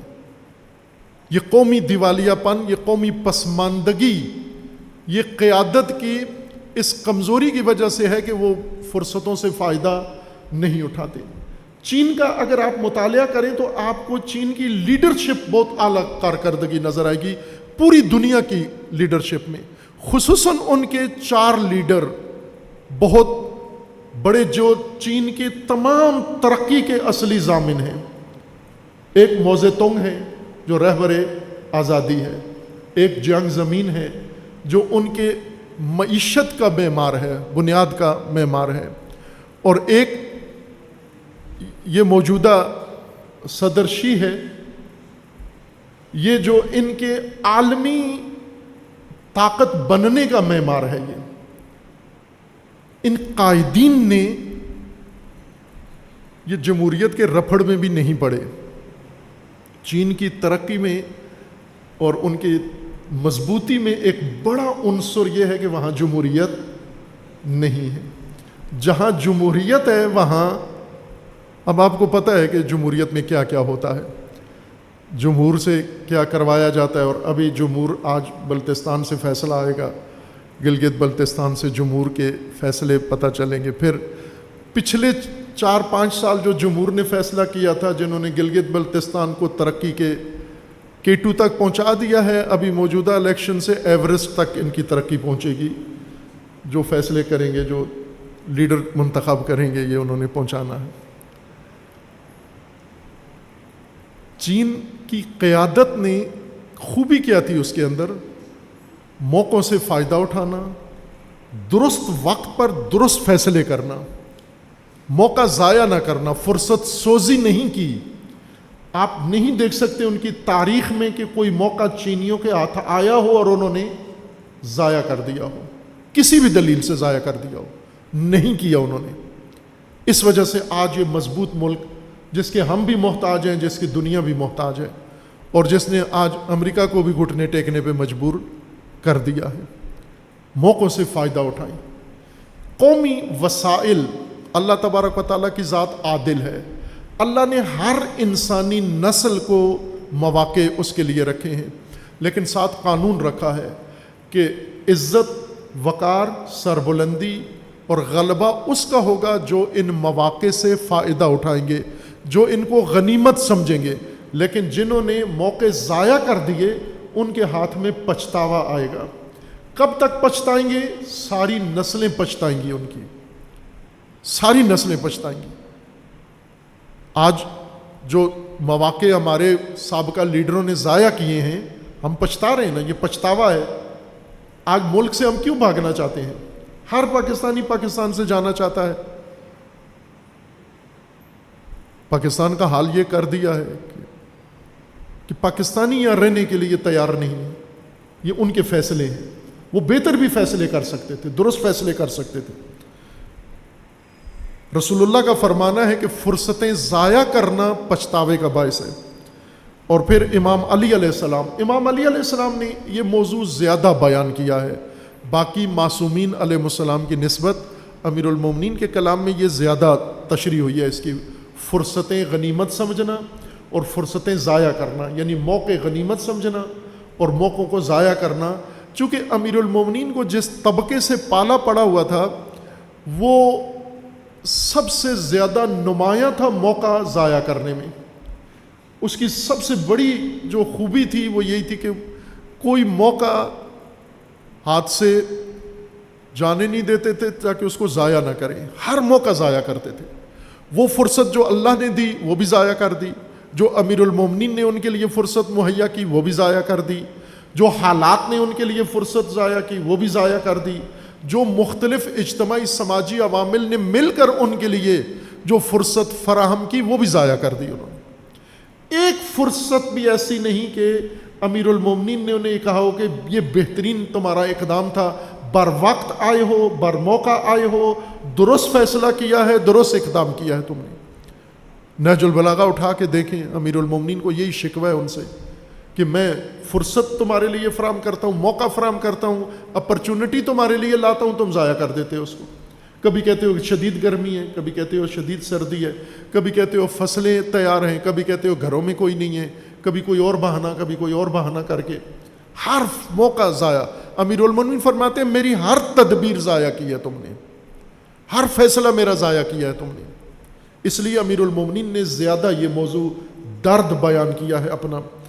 اضاعت الفرصت غصۃ، یہ امیر المومنین کا فرمانا ہے، اضاعت الفرصت غصۃ، فرصتیں ضائع کرنا، فرصت سوزی کرنا، مواقع ضائع کرنا، اپرچونٹی ضائع کرنا، یہ پچھتاوا ہے۔ اس کے بعد صرف پچھتاوا رہ جاتا ہے، اور پچھتاوا بھی ایک نسل کا نہیں، کئی نسلوں کا، ممکن ہے سینکڑوں نسلیں آ جائیں، وہ ایک قوم اور ایک قیادت کے فرصت ضائع کرنے کا خمیازہ 100 نسلوں کو بھگتنا پڑے۔ من اخر الفرصت عن وقتها، یہ بھی امیر المومنین علیہ السلام فرما رہے ہیں، من اخر الفرصت عن وقتها فلیکن علی ثقۃ من فوتها، جو بھی وقت پر آئے ہوئے موقع کو ضائع کرتا ہے، وقت پر آئی ہوئی فرصت کو ضائع کرتا ہے، اپرچونٹی کو ضائع کرتا ہے، حالات جو اس کے فیور میں بنے انہیں ضائع کر دیتا ہے، اس کو یقین ہونا چاہیے کہ بہت جلدی یہ فرصت تمہارے ہاتھ سے چلی جائے گی، فوت ہو جائے گی، ختم ہو جائے گی۔ یہ فرصت جو تم نے ٹال دی ہے، من اخرا، جو بھی ٹال دے، ابھی مصروف ہے، ابھی ہمارے کچھ مصروفیات ہیں، آج کل مشغولیت ہے، آج فرصت نہیں ہے، ابھی یہ کام کرنے دیں، ہم بعد میں دیکھ لیں گے، جو بھی فرصتوں کو ٹالتا ہے، ٹال مٹول سے کام کرتا ہے، تاخیر کرتا ہے، امیر المومنین فرماتے ہیں اسے یقین ہونا چاہیے کہ یہ فرصتیں تمہارے ہاتھ سے نکل جائیں گی۔ اذا امکنت الفرصۃ فانتہزها فإن اضاعت الفرصۃ غصۃ، امیر المومنین سے یہ بھی حدیث ہے کہ جب فرصتیں میسر آ جائیں، امکنت الفرصۃ، جب بھی فرصت تمہارے ہاتھ آ جائے، ممکن ہو جائے، میسر آ جائے، فراہم ہو جائے، پھر کیا کرو؟ فانتہزها، پھر فوراً اقدام کرو، فوراً اٹھو، قیام کرو اور اس فرصت سے فائدہ اٹھاؤ۔ فإن اضاعت الفرصۃ غصۃ، اگر فرصت ضائع کر دی تو پچھتاوا رہ جائے گا تمہارے لیے، غم اور اندوہ ہمیشہ کا تمہارے دامنگیر ہو جائے گا۔ بادر الفرصہ، امیر المومنین کا فرمانا ہے، بادر الفرصہ قبل ان تکون غصۃ، اٹھو، مبادرت کرو، مبادرت یعنی سب کو چھوڑ چھاڑ کے جو میسر آئی ہے فرصت اس میں لگ جاؤ۔ مبادرت کہتے ہیں جس کام میں مصروف ہو چھوڑ دو اور اس کام میں آ جاؤ جس کی طرف تمہیں بلایا گیا ہے۔ بہانے نہ کرو کہ ابھی ہم مصروف ہیں، ابھی فلاں ہیں، ابھی ہماری طبیعت ٹھیک نہیں ہے، ابھی ہمارے پاس وقت نہیں ہے، ابھی ہماری کہیں سفر ہو گیا ہے، ابھی فیملی میں کوئی نہیں ہے، ابھی شادی ہو رہی ہے، ابھی مجلس ہو رہی ہے، ابھی فلاں ہو رہا ہے۔ بہانے آتے ہیں، فرصتیں ضائع کرنے کے بہت سارے بہانے آتے ہیں۔ اینڈ جس دن آپ کو فرصت سے فائدہ اٹھانا ہے اسی دن کوئی آپ کے لیے بہانہ بھی آ جاتا ہے اور آپ اس بہانے کو لے کے فرصت چھوڑ کے چلے جاتے ہیں۔ اذا امکنت الفرصہ فانتہزها بادر الفرصہ قبل ان تکون غصۃ، اس سے پہلے کہ فرصتیں غصے میں بدل جائیں اور اندوہ میں اور پچھتاوے میں بدل جائیں، آپ فرصتوں سے فائدہ اٹھاؤ۔ اشد الغصہ سے فوت الفرص، سب سے بڑا پچھتاوا فرصتوں کا ضائع کرنا ہے، سب سے بڑا پچھتاوا یہ۔ عزیزان، یہ انفرادی زندگی کا بھی قانون ہے، عائلی خاندانی زندگی کا بھی قانون ہے، سماجی اجتماعی زندگی کا بھی قانون ہے، معاشی اقتصادی زندگی کا بھی یہی قانون ہے، سیاسی زندگی کا بھی یہی قانون ہے، قومی زندگی کا بھی یہی قانون ہے۔ جو قومی حیثیت سے بطور قوم اللہ کسی قوم کو فرصتیں دیتا ہے، مواقع دیتا ہے، اپرچونٹیز دیتا ہے، حالات اس ڈگر پہ بناتا ہے۔ اب پاکستان کا شیعہ سوچے، جو فضا پاکستان میں فرقہ واریت کی تھی کہ پاکستان کے شیعوں کے خلاف جو کچھ یہاں سلسلے تھے سب آپ کے ذہن میں بھگتے ہوئے ہیں، آپ نے کیا فضا تھی؟ اس فضا میں کوئی سوچ سکتا تھا کہ ایک دن پورا پاکستان ایک شیعہ رہبر سے متاثر ہو کر اور اس کے راستے کی حقانیت کی گواہی دے گا؟ سوچ سکتے تھے ہم؟ کر سکتے تھے؟ ہم نے کوشش کی، جب سے توفیق اللہ نے دی، طالب علمانہ توفیق عرصے سے، کہ پاکستان کے اندر سے منافرت ختم کریں، نفرت ختم کریں، فرقہ واریت ختم کریں، مذہبی یہ جو فضا بن گئی ہے نفرت کی، یہ ختم کر کے وحدت ہو، اتحاد ہو، یکجہتی ہو، محبت ہو۔ بہت کوشش کی، لیکن اس بہت کوشش کا کیا نتیجہ نکلا؟ اکثر لوگ پوچھتے بھی تھے کہ یہ آپ کدھر وقت ضائع کر رہے ہیں۔ بہت سارے لوگ پوچھتے تھے، اہل سنت بھی کہتے تھے، شیعہ بھی کہتے تھے کہ یہ ہو سکتا ہے جس کام میں آپ لگے ہوئے ہیں، یہ شیعہ سنی اکٹھے ہو سکتے ہیں، شیعہ سنی ایک دوسرے کا احترام کر سکتے ہیں، یہ سارا کچھ جو آپ چاہتے ہو یہ ہو سکتا ہے۔ تو میں انہیں کہتا تھا کیوں نہیں ہو سکتا؟ اگر یہ چاہیں تو ہو سکتا ہے۔ خوب ایسی مایوسی کی فضا تھی نا، یعنی یہ سوال، یہ اعتراض، یہ مایوسی بتاتا تھا کہ ایسے ہو سکتا ہے، یعنی نتیجہ یہ تھا کہ نہیں ہو سکتا، آپ ایسے ایک کام میں تھک رہے ہیں۔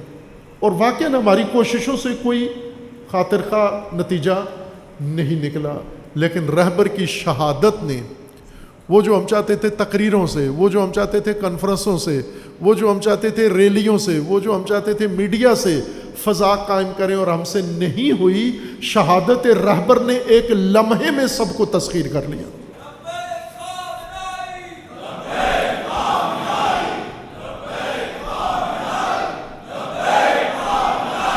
آج آپ کے ہاتھ میں یہ موقع آ گیا ہے، یہ اللہ نے فراہم کیا، یہ موقع، یہ اللہ کے ہاتھ میں، دل اللہ کے ہاتھ میں ہے، فرصتیں اللہ کے ہاتھ میں، مواقع اللہ کے ہاتھ میں ہیں، حالات اللہ کے ہاتھ میں۔ ٹرمپ آیا تھا ایران نابود کرنے کے لیے، ولایت فقیہ کا نام و نشان مٹانے کے لیے، نام و نشان مٹانے کے لیے۔ فرعون آیا تھا موسیٰ کو بنی اسرائیل سمیت ڈبونے کے لیے، لیکن جب اللہ کے ولی کے سامنے آ کے کھڑا ہوا، جب اس الہی رہبر کے سامنے آ کر کھڑا ہوا، تو جو ڈبونے آیا تھا ڈوب گیا۔ ابھی یہ فرعون ٹرمپ بھی ڈبکیاں کھا رہا ہے۔ یہ جو روزانہ لوگ حیران ہیں، یہ صبح کچھ اور بکواس کرتا ہے، رات کو کچھ اور کرتا ہے، یہ کیوں کرتا ہے؟ اس لیے کہ ڈبکیاں کھاتا ہوا بندہ دیکھو تو وہ یہی کام کرتا ہے۔ ایک ڈبکی کھاتا ہے، پھر نکل کے بڑ بڑ کرتا ہے، پھر اس کے بعد نیچے چلا جاتا ہے، پھر نکل کے سر اٹھا کے بڑ بڑ کرتا ہے، اور دنیا حیران ہے کہ یہ بڑ بڑ سمجھ نہیں آتی اس کی ہمیں، اس لیے کہ یہ اس کے ڈوبنے کی علامت ہے، اور ڈوبنے کا وقت آ گیا ہے اس کا۔ یہ قوت، طاقت کس نے دی ہے؟ اللہ نے دی ہے، اللہ نے یہ موقع فراہم کیا۔ اللہ تبارک و تعالی ہر قوم کو موقع دیتا ہے، ہر قوم کو فرصت دیتا ہے، ہر نسل کو فرصت دیتا ہے، اور جس نسل کو موقع و فرصت دیتا ہے اس کا اتنا ہی امتحان ہوتا ہے، اس کے لیے اتنی آزمائش سخت ہوتی ہے۔ اور آج ہماری باری ہے، اس دور میں ہم ہیں۔ ہم ایک لحاظ سے دیکھیں تو خوش قسمت ترین نسل ہے انسانیت کی، جس نے یہ دور دیکھا ہے، چونکہ کبھی بھی انسانیت نے یہ دور نہیں دیکھا، آج آپ نے دیکھا ہے۔ لوگوں نے جو دور دیکھے، تاریخ دور دیکھے ہیں، ظلمانی دور دیکھے ہیں، ظالموں کے دور دیکھے ہیں، جو شہنشاہوں کے، مغلوں کے دور میں آئے۔ ابھی ہیں ہمارے بزرگ آبا و اجداد سارے، ان کے پاس قصے ہیں، طاغوتوں کے قصے ہیں، مغلوں کے قصے ہیں، بادشاہوں کے قصے ہیں، ان کے داستانیں۔ ہمارے دادا آئے تھے، فلاں بادشاہ کے ساتھ آئے تھے، اس بادشاہ کے جوتے صاف کرتے تھے، اس کی جرابیں اٹھاتے تھے، اس کے فلاں کرتے تھے، اس کے کچن میں کام کرتے تھے، اس کے خچر چراتے تھے۔ اب یہی ہے ہمارے بزرگوں کی کارکردگی میں۔ آپ کو اللہ تبارک و تعالیٰ نے اس ذلت سے نکال کر امام خمینی اور امام خامنئی کے دور میں پیدا کیا۔ وہ دور جس کے اندر اللہ تبارک و تعالیٰ نے اپنی معجزاتی طاقت، جو پہلے نبیوں کے ذریعے، عصا کے ذریعے، معجزات سے ظاہر ہوتی تھی، آج اللہ تبارک و تعالیٰ نے ارادوں کے اندر وہ اپنا معجزہ ظاہر کر دیا۔ یہ فرصت ہم سب کو نصیب ہوئی ہے، خصوصاً جو اہل پاکستان کے حصے میں جو فرصت آئی ہے۔ ایرانیوں کو فرصت ملی، ضائع نہیں کی انہوں نے، کوئی فرصت ضائع نہیں کی۔ اب پاکستان کی باری ہے۔ بے حیثیت قوم، پاکستان بننے کے بعد آج تک پاکستانی قوم کو کتنی فرصت اور موقع اور اپرچونٹی ملی، اور آج کیا ملا ہے اس کے ہاتھ آیا ہے۔ جب گزشتہ ایام میں ہماری مذہبی، سیاسی اور سماجی قیادت کو جتنی فرصتیں ملی، انہوں نے ان کے ساتھ کیا کیا، آج کا نتیجہ بتاتا ہے انہوں نے فرصتوں کے ساتھ کیا کیا۔ آج کی پاکستانی قوم کی مجبوریاں، ذلت، غلامی، محکومی، مشکلات بتاتی ہیں کہ انہوں نے ساری فرصتیں ضائع کی، اور آج جو نسل فرصت ضائع کرے گی، آئندہ آنے والوں کو بھگتنا ہوگا۔ لیکن یہ فرصتیں ہماری گزشتہ نسلوں کو نہیں ملی جو آج ہمیں میسر آئی ہے۔ بہت بڑی فرصت، بہت بڑی اپرچونٹی تاریخی طور پر ہمیں ملی ہے، اور اس میں اب ہمیں جو ائمہ اہل البیت کا فرمان ہے، جب فرصتیں تمہارے دروازے پر آئیں، جب فرصتیں تمہارے آسمان پر آئیں، جب فرصتیں تمہارے شہر میں آئیں، تمہارے ملک میں آئیں، تو کیا کرو؟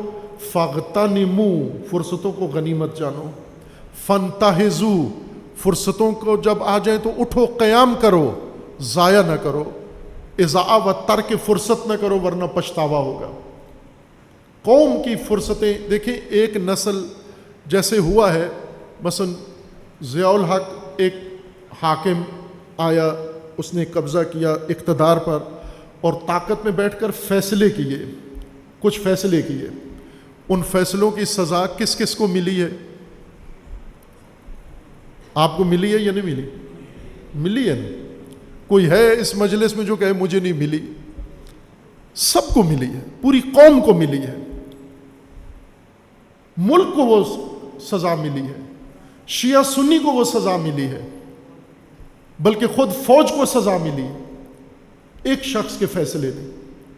ایک لیڈر آ گیا اقتدار پہ قبضہ، پرویز مشرف آیا، اس نے آ کر پھر فیصلے کیے، ان فیصلوں کی سزا سب کو ملی ہے اور آج تک مل رہی ہے۔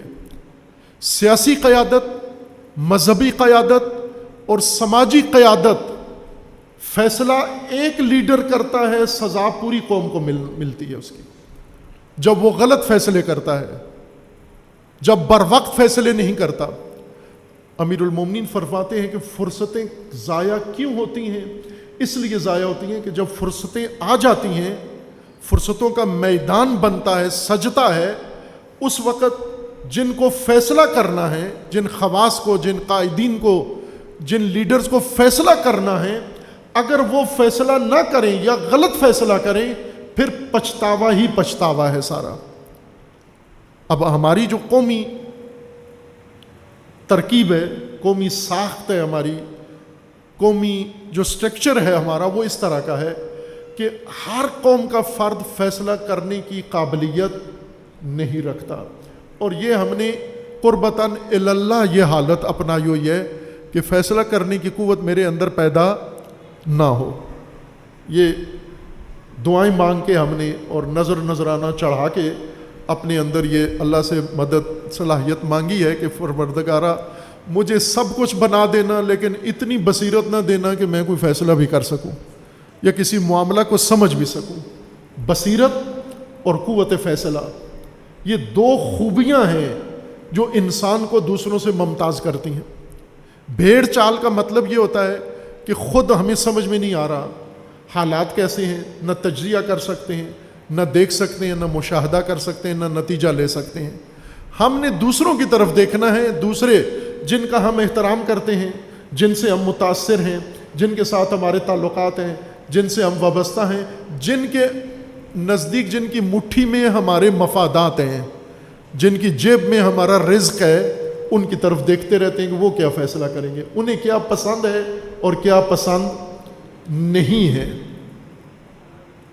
وہ مشہور قصے آپ سنتے رہے ہیں نا کہ وہ کوک نے، چودھری صاحب نے کوک سے کہا کہ آج بینگن پکاتے ہیں، تو اس نے کہا کہ بینگن کے کیا کہنے، بینگن کا رنگ دیکھو، بینگن کا روپ دیکھو، بینگن کی چمک دیکھو، بینگن کی شان دیکھو۔ اس نے بینگن کے اتنے فضائل بیان کیے کہ چودھری بھی حیران رہ گیا۔ پھر چودھری کو خیال آیا کہ بینگن تو کل کھائے ہیں ہم نے، آج کوئی نئی چیز ہونی چاہیے۔ تو اس نے کہا نہیں، بینگن رہنے دیتے ہیں، آج بھنڈی پکاتے ہیں۔ تو کوک نے کہا کہ یہ بینگن بھی کوئی کھانے کی چیز ہے؟ شودے کا رنگ دیکھو، سڑا ہوا جلا ہوا، شکل دیکھو اس کی، اس کا سائز دیکھو، اوپر سے پتلا نیچے سے موٹا فلاں۔ تو چودھری نے کہا کہ تو ہے کیا؟ ابھی بینگن کی تو تعریفیں کر رہا تھا، ابھی تو بینگن کی بدگوئی کر رہا ہے۔ تو اس نے کہا چودھری صاحب میں آپ کا غلام ہوں، بینگن کا غلام نہیں، میں آپ کا نوکر ہوں، آپ کو جو پسند ہے، میں بینگن کا نوکر نہیں ہوں، آپ کا نوکر ہوں۔ خب یہ حالت، یہ مثال ان لوگوں کی ہے کہ جنہوں نے اپنا ذہن، اپنا دل، اپنی تقدیر، اپنی دنیا، اپنی آخرت دوسروں کے حوالے کی ہوئی ہے کہ جو وہ کریں گے وہ ہم کریں گے، جو جیسا وہ سوچیں گے ویسا ہم سوچیں گے۔ بصیرت ہو آپ کے اندر، بصیرت اور فیصلہ، یہ اللہ نے قوت فرد کے اندر رکھی ہے کہ اپنی تشخیص خود دو، اپنا فیصلہ خود کرو، اپنی تشخیص خود دو اور اپنے فیصلے خود کرو۔ جس قوم کے اندر یہ خصوصیت آ جاتی ہے وہ فرصتوں سے فائدہ اٹھاتے ہیں، وہ فرصتیں ضائع نہیں کرتے۔ لیکن جنہوں نے اپنی بصیرت، تشخیص بند کر کے دوسروں کے رحم و کرم پر ہیں کہ وہ جب کچھ بولیں گے تو ہم بھی بولیں گے، وہ فیصلہ کریں گے تو ہم بھی اقدام کریں گے، اگر وہ دوسرے نہ بولے تو یہ بھی نہیں بولیں گے۔ امام حسین علیہ السلام کے ساتھ کیوں نہیں اٹھے لوگ؟ اس لیے کہ نہ خود تشخیص دیتے تھے، نہ خود فیصلے کرتے تھے۔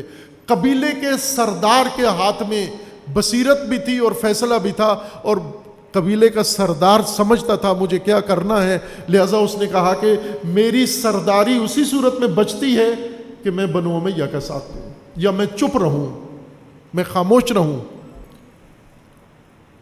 یہ قوم نہ بصیرت رکھتی ہے، نہ فیصلہ کر سکتی ہے، موقع ضائع کرتی ہے۔ اس قوم سے توقع نہیں ہوتی کہ یہ فرصتوں سے فائدہ اٹھائیں گے۔ آپ عزیزان، امام خمینی نے آ کر شہنشاہ کی حکومت ختم کر کے الہی نظام، امامت کا نظام نافذ کر دیا۔ کیا امام خمینی کو حالات کسی نے بنا کے پلیٹ میں رکھ کے سجا کے دیے تھے کہ حضور حالات بالکل تیار ہیں، شاہ بالکل جانے والا ہے، ختم ہونے والا ہے، اب آپ آ جائیں، آ کے اقتدار سنبھال لیں؟ کیا یوں ہوا؟ یا انہوں نے خود یہ موقع فراہم کیا، تشخیص دی، بصیرت سے کام لیا، اور پھر اس کے بعد یہ فیصلہ کیا کہ ہم نے اپنی قوم کو جگانا ہے، اٹھانا ہے، اور صدیوں سے متروک اور محجور نظام امامت کو زندہ کر کے آج امامیہ کے اوپر نافذ کرنا ہے۔ یہ فیصلہ کیا۔ کیا امام سے پہلے کے مراجع تقلید کے پاس یہ فرصت تھی یا نہیں تھی؟ آیت اللہ العظمیٰ بروجردی رحمۃ اللہ علیہ جو امام خمینی کے استاد ہیں، اور یہ ان نامور مراجع تقلید میں سے ہیں جنہیں بہت ساری خصوصیات، خوبیاں حاصل ہیں جو کمتر باقی علماء کے اندر ہیں۔ قم مقدسہ میں، حرم معصومہ میں ان کا مزار ہے، اور بڑی عظیم خدمات اور بڑی عظیم شخصیت ہے۔ وحدت کے لیے، شیعہ سنی وحدت کے لیے اس متاخر زمانے میں سب سے زیادہ کوششیں کرنے والے آیت اللہ بروجردی ہیں، سید حسین بروجردی رحمۃ اللہ علیہ۔ جتنے مراجع تقلید اس وقت ہیں یہ سب ان کے شاگردوں میں سے ہیں، اور امام بھی ان کے شاگردوں میں سے تھے، اور ان کا بہت اثر رسوخ تھا، چونکہ ان کی مرجعیت کے زمانے میں ان کے مقابلے میں ٹکر میں کوئی اور مرجع تقلید نہیں تھا، یہ مرجع تقلید تھے۔ ان کے بعد آغا محسن حکیم آئے، وہ یہ مرجع تقلید تھے، ایک مانے ہوئے عالمی مرجع تقلید۔ اور اگر یہ ایک اشارہ کرتے پوری ایرانی قوم کو، اس سے پہلے ایک مرجع تقلید گزرے ہیں مرزا شیرازی رحمۃ اللہ علیہ، آج سے 300-400 سال پہلے کی بات ہے، جب انگریزوں نے قبضہ کر لیا تھا، 300-400 سال سے 200 سال پہلے کی بات، 150-200 سال پہلے کی بات، جب انگریزوں نے ہندوستان پہ قبضہ کیا تھا تو ساتھ ہی ایران پہ قبضہ کرنے گئے، اور اسی ترتیب سے قبضہ کرنے گئے جس طریقے سے ہندوستان پہ قبضہ کیا۔ یہاں چائے کا ٹھیکہ لیا، چائے نے برباد کیا ہندوستان کو، ہندوستانیوں کی جڑوں میں بیٹھ گئی چائے کے باغات کا ٹھیکہ کیا انگریزوں نے، پھر چائے کا کاروبار کرتے کرتے پورے ہندوستان پہ قبضہ کر لیا۔ ایران کے اندر انہوں نے تمباکو کا ٹھیکہ کیا، اسی کمپنی نے، ایسٹ انڈیا کمپنی نے، یہی کمپنی یہاں آئی، چائے کا ٹھیکہ کیا، ہندوستان پہ قبضہ کر لیا، یہی کمپنی وہاں گئی، یہاں قبضہ کرنے کے بعد تمباکو کا ٹھیکہ کیا، ہو گیا، شہنشاہ نے کر دیا۔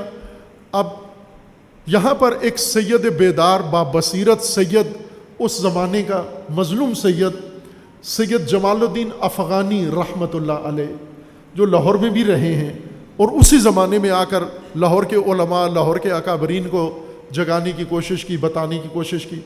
یہاں سے ایران گئے، جا کے ایرانی علماء کو بتایا کہ یہ غلط معاہدہ ہو گیا ہے تمباکو کا، اس کو ختم کرو ورنہ تمہارے ملک پہ قبضہ ہو جائے گا۔ ایرانیوں نے مخالفت کی، ان کی اتنی مخالفت کی کہ سید کو بڑا برے طریقے سے مارا گیا، پیٹا گیا، لو لوہان کر دیا گیا۔ سید عبدالعظیم حسینی رحمۃ اللہ علیہ کے مزار میں جا کر انہوں نے پناہ لی، جان بچائی، پھر کسی نے ان کو محفوظ طریقے سے ایران سے خارج کر کے ترکی بھیجا، اور پھر وہ ترکی سے آگے عراق گئے اور مصر گئے، اور پھر اس کے بعد ان کی زندگی کا وہ دور شروع ہوا۔ وہ نجف گئے، اور نجف میں جا کے انہوں نے کہا کہ ایران پہ قبضہ ہونے والا ہے، چونکہ نجف میں زیادہ تر ایرانی علماء تھے، تو ایرانی علماء مراجع تقلید کو انہوں نے بتایا کہ تمہارے ملک میں قبضہ ہونے والا ہے۔ تو انہوں نے کہا کیسے، انہوں نے سمجھایا، تو کہا اس کا رائے حل کیا ہے؟ کہا رائے حل یہ ہے کہ مجھے بتاؤ تمہارا بڑا کون ہے، فتویٰ کس کا چلتا ہے، بات کس کی سنی جاتی ہے؟ تو انہوں نے کہا مرزا شیرازی۔ تو کہا کہاں ہے مرزا شیرازی؟ تو کہا مرزا شیرازی سامرہ میں ہے، اس وقت وہ سامرہ میں گئے ہوئے تھے، وہاں مقیم تھے، کہا وہ سامرہ میں ہے۔ تو سید وہاں چلے گئے اور جا کر مرزا سے یہ گزارش کی کہ جناب آپ ایران بچا سکتے ہو، ہندوستان کی طرح قبضہ ہونے والا ہے، آپ چاہو تو بچا سکتے ہو۔ تو مرزا نے کہا کہ کیسے؟ کہا اس لیے کہ یہ تمباکو کا معاہدہ ہوا ہے۔ انہوں نے بتایا پہلے چائے کا معاہدہ ہوا، چائے کے معاہدے سے پورا ہندوستان ایک بڑے صغیر قبضے میں آ گیا ہے، آپ کا ملک تو چھوٹا ہے، اس پر بھی قبضہ ہونے والا ہے۔ تو کہا میں کیا کروں؟ انہوں نے کہا صرف ایک فتویٰ دو، فتویٰ یہ ہے کہ تمباکو کاشت کرنا، تمباکو پینا، تمباکو بیچنا، تمباکو خریدنا، تمباکو رکھنا حرام ہے، جرم ہے۔ انہوں نے کہا اس سے مسئلہ حل ہوگا؟ کہا حل ہو جائے گا۔ مرزا نے فتویٰ دے دیا۔ کسی آیت اور روایت میں نہیں ہے کہ تمباکو حرام ہے، لیکن جب ملک پہ قبضہ ہو رہا ہو، جب قوم غلام بن رہی ہو، جب دین مٹ رہا ہو، جب تشیع بک رہا ہو، تو وہاں پر ہر وہ چیز حرام ہو جاتی ہے جس کے ذریعے سے یہ جرم ہونے والا ہو۔ انہوں نے فتویٰ دے دیا کہ تمباکو کی کاشت حرام ہے، تمباکو کی خرید و فروخت حرام ہے، تمباکو کا استعمال حرام ہے۔ یہ فتویٰ ایران میں آ گیا، ساری قوم نے تمباکو ختم، تمباکو نہ کاشت ہوگا، نہ بکے گا، نہ خریدا جائے گا۔ بلکہ اس دور کا قاچاری بادشاہ زہرن احمد شاہ تھا، وہ حقہ پیتا تھا، وہ اس نے اپنے نوکر کو کہا کہ حقہ گرم کر کے لے آؤ، تو غلام نے کہا، وہ نوکر نے شاہ کے دربار کے نوکر نے کہا کہ سرکار اور کوئی چیز پی لو، حقہ نہیں ہے آج۔ تو کہا حقہ کیوں نہیں ہے؟ کہا حقہ منع ہو گیا، توڑ دیا ہے۔ کیوں توڑ دیا ہے؟ کہا حقہ پینا حرام ہے، اس میں تمباکو استعمال ہوتا ہے۔ تو شاہ کو غصہ آ گیا کہ یہ کون ہے جس نے تمباکو حرام کیا ہے؟ اس نے کہا مرزا شیرازی ہے۔ کہا مرزا شیرازی کون ہوتا ہے میرا حقہ بند کرنے والا؟ تو غلام نے کہا کہ حکومت کرنی ہے یا نہیں کرنی ہے؟ حکومت کرنی ہے یا نہیں کرنی ہے؟ تو اس نے کہا حکومت کرنی ہے. کہا پھر چپ ہو جا, جو مرزا نے کہا ہے وہی ہوگا. اس وقت تو ہوکا پیے گا جب مرزا اجازت دیں گے. یہ ایک مرجع تقلید ہے, ایک مرجع تقلید جس نے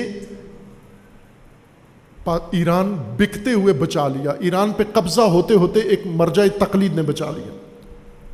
آیت اللہ بروجردی مرزا شیرازی سے زیادہ ان کا اثر رسوخ تھا, زیادہ بڑی ان کی حکمرانی اور حاکمیت تھی. اگر آغا بروجردی شاہ کا تختہ الٹ کر ایرانی قوم کو اٹھاتے تو آغا بروجردی کے لیے زیادہ ممکن تھا, زیادہ وسائل آمادہ تھے.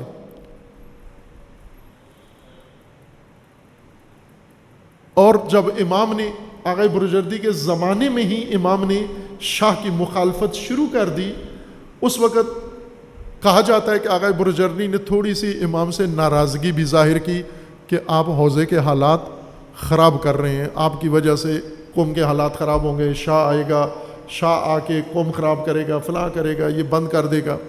تو بھائی کہ امام بڑے چہیتے شاگرد تھے آغا بروجردی کے, لیکن تھوڑا سا استاد شاگرد میں وہاں اس طرح کے احساس پیدا ہو گیا. اس طرح کے ماحول میں امام آئے, انہوں نے آ کر فرصت بنائی, فرصت سازی کی, اس فرصت سے فائدہ اٹھایا, اپنی قوم کو میدان میں لائے اور میدان میں لا کر صدیوں سے متروک امامت کا نظام, اس کا ولایت کا پرچم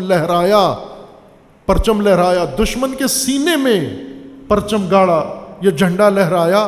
اور پھر اس کے بعد آج 47 سال ہو گئے ہیں اور ہر سال دشمن نے نئی کوشش کر کے اس نظام کو نابود کرنے کی کوشش کی, لیکن جتنی کوشش کی وہ خود ذلیل ہوا. یہ نظام آج پہلے سے زیادہ مضبوط ہے, آج پہلے سے زیادہ مضبوط ہے یہ نظام. فرصتوں سے فائدہ اٹھائیں عزیزان ایمان. اور ظاہر ہے عوام خواص کی طرف دیکھتے ہیں کہ خواص کیا اقدام کرتے ہیں. عوام اور خواص میں فرق یہی ہے کہ عوام جو بصیرت ہوتے ہوئے بھی اپنے آپ کو بے بصیرت سمجھتے ہیں, جو قوت فیصلہ ہوتے ہوئے بھی فیصلے نہیں کرتے, یہ عوام ہیں. اور جن کے اندر بصیرت نہ بھی ہو لیکن قوت فیصلہ ان کے پاس چلی جاتی ہے. آج آپ کے جتنے سیاستدان ہیں, یہ جو پارلیمنٹ میں بیٹھے ہوئے ہیں, مختلف ایوانوں میں بیٹھے ہوئے ہیں, ان میں ہے قوت فیصلہ, بصیرت ہے ان کے اندر, ملک چلانے کی بصیرت, مملکت چلانے کی بصیرت ہے ان کے اندر, لیکن آپ نے اختیار ان کو دے دیا ہے. خود عوام بن بیٹھے ہو اور انہیں خواص کی کرسی پر بٹھا دیا. اب وہ آپ کی جگہ وہ فیصلے کرتے ہیں. نہ عزیزان من, جب فیصلوں کا وقت آئے اپنے فیصلے خود کرو. کس طرح کرو؟ جس طرح اللہ نے حکم دیا اس طرح سے کرو, جس طرح اللہ نے حکم دیا اس طرح سے کرو. اس وقت موجودہ دور جو جا رہا ہے, ابھی آج 7 تاریخ آج گزری ہے, 7 جون 2026, یہ جو 28 فروری سے شروع ہوا ہے, ایک تاریخ کا نیا باب شروع ہوا ہے.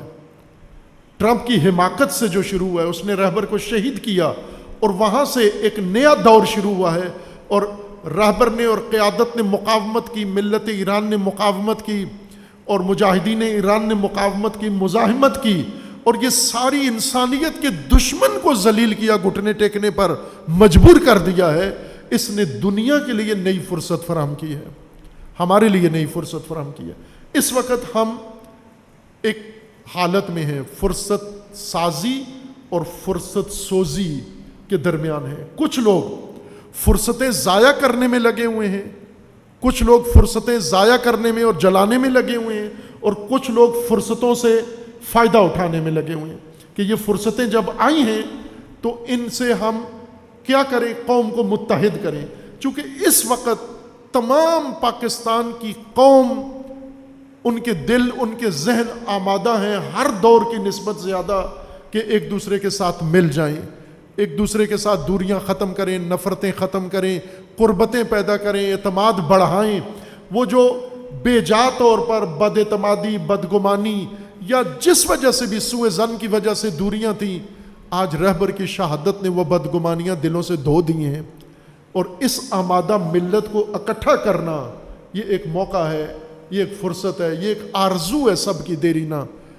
حسرت کرتے تھے ساری عمر، میں نے بچپن سے، ابھی میری عمر کوئی 63 سال لگ بھگ زیادہ ہے، اتنی ہو گئی ہے، اور جب سے شعور سنبھالا ہے، وہ 15 سال کہہ لیں آپ، 15 سال کے بعد سے میں نے طالب علم 15 سال کی عمر میں بنا تھا، جب سے تھوڑا سا اجتماعی دینی شعور پیدا ہوا ہے، اس دن سے ایک چیز تواتر کے ساتھ چھوٹے بڑے سے سنی ہے کہ کوئی دن ہوگا ہماری قوم ایک ہو جائے، ہمارے علماء ایک ہو جائیں، ہمارے بزرگ ایک ہو جائیں، ہمارے یہ سارے شیعہ سنی ایک ہو جائیں۔ یہ آرزو، یہ حسرت سنتے تھے، اور پھر ہم نے اپنے تئیں کوشش کی کہ جب سب کی یہ آرزو ہے تو کیوں نہ اس کو عملی جامہ پہنایا جائے، تو کیوں نہ اتحاد کروایا جائے، کیوں نہ وحدت ایجاد کی جائے۔ لیکن ہم نے جتنی کوشش کی اتنی نتیجہ نہیں نکلا۔ جو ہم کوشش تقریروں سے کر رہے تھے وہ رہبر نے شہادت سے کر کے دکھا دیا۔ تو اب جن کو سچی اگر آرزو تھی، حسرت کرتے تھے، سچی حسرت کرتے تھے، تو کہاں ہوں ابھی؟ اب آ گیا ہے وقت، آ گیا ہے ملنے کا وقت، آ گیا ہے اتحاد کا وقت، آ گیا ہے وحدت کا وقت، آ گیا ہے بیداری کا وقت، آ گیا ہے اس ذلت سے نکلنے کا، عزت حاصل کرنے کا۔ عزت تشیع اتحاد میں ہے۔ پراکندگی کا تجربہ آپ کا 78 سالہ نفرت کا تجربہ ہے۔ اگر آپ کو یہ جو سابقہ 78 سال جس طرح گزارے ہیں عزت ملنی ہوتی اس راستے سے تو عزت پہ ہوتے، لیکن دیکھ لیا کہ آپ نے کتنی عزت ہے تشیع کی۔ مجلس کرانا چاہے نہیں کرانے دیتے، جلوس نکالنا چاہیں نہیں نکالنے دیتے، کوئی پروگرام کرنا چاہیں نہیں کرنے دیتے، کوئی اجتماع کرنا چاہیں نہیں کرنے دیتے۔ کوئی یہی عزت ہے؟ ایسی ہی ہوتی ہے۔ منتشر قوموں کی اتنی ہی عزت ہوتی ہے، متنفر نفرت پھیلانے والوں کی اتنی عزت ہوتی ہے۔ عزت کس کی ہوتی ہے؟ جو اکٹھے ہو جاتے ہیں۔ ابھی آپ نے دیکھا ایک شیعہ قائد آیا، شیعہ اسماعیلی امام آیا، کتنا اس کو پاکستان نے پروٹوکول دیا۔ صدر مملکت ایئرپورٹ پہ گئے، خاتون اول کو لے کر گئے، وزیر اعظم نے عشایہ دیا، فیلڈ مارشل نے سلوٹ کیا، اور تمام قیادت پاکستان کی صوبائی علاقائی ان کے استقبال میں، جبکہ وہ کسی مملکت کے سربراہ نہیں ہیں۔ پرنس رحیم آغا خان آئے، آپ نے دیکھا سب نے کہ اتنی عزت کیسے ملتی ہے، کیوں ملتی ہے؟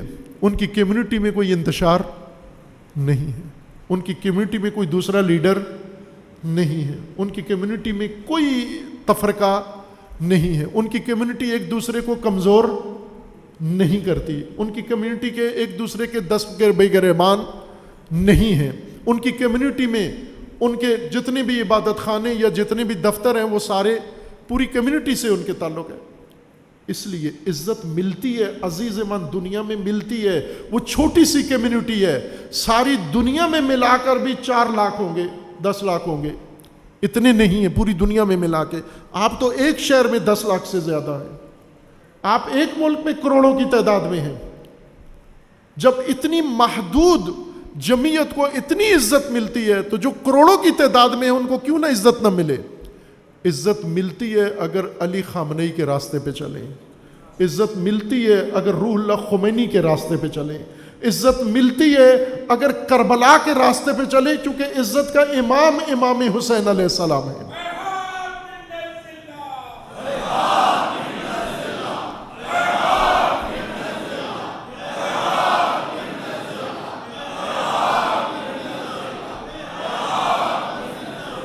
اپنی ذات کو بیچ میں سے ہٹا دو، یہ موقع ہے، فرصت ہے۔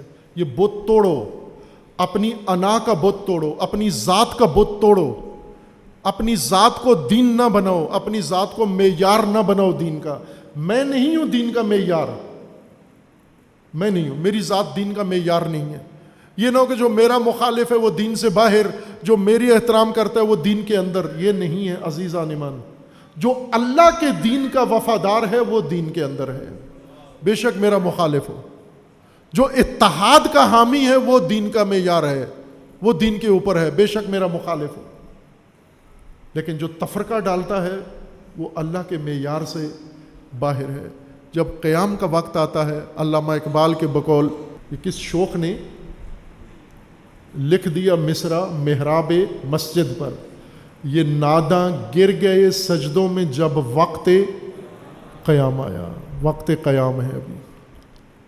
جب وقت قیام ہے تو سجدہ اللہ کو پسند نہیں ہے. قیام کے وقت قیام پسند ہے, سجدے کے وقت سجدہ پسند ہے.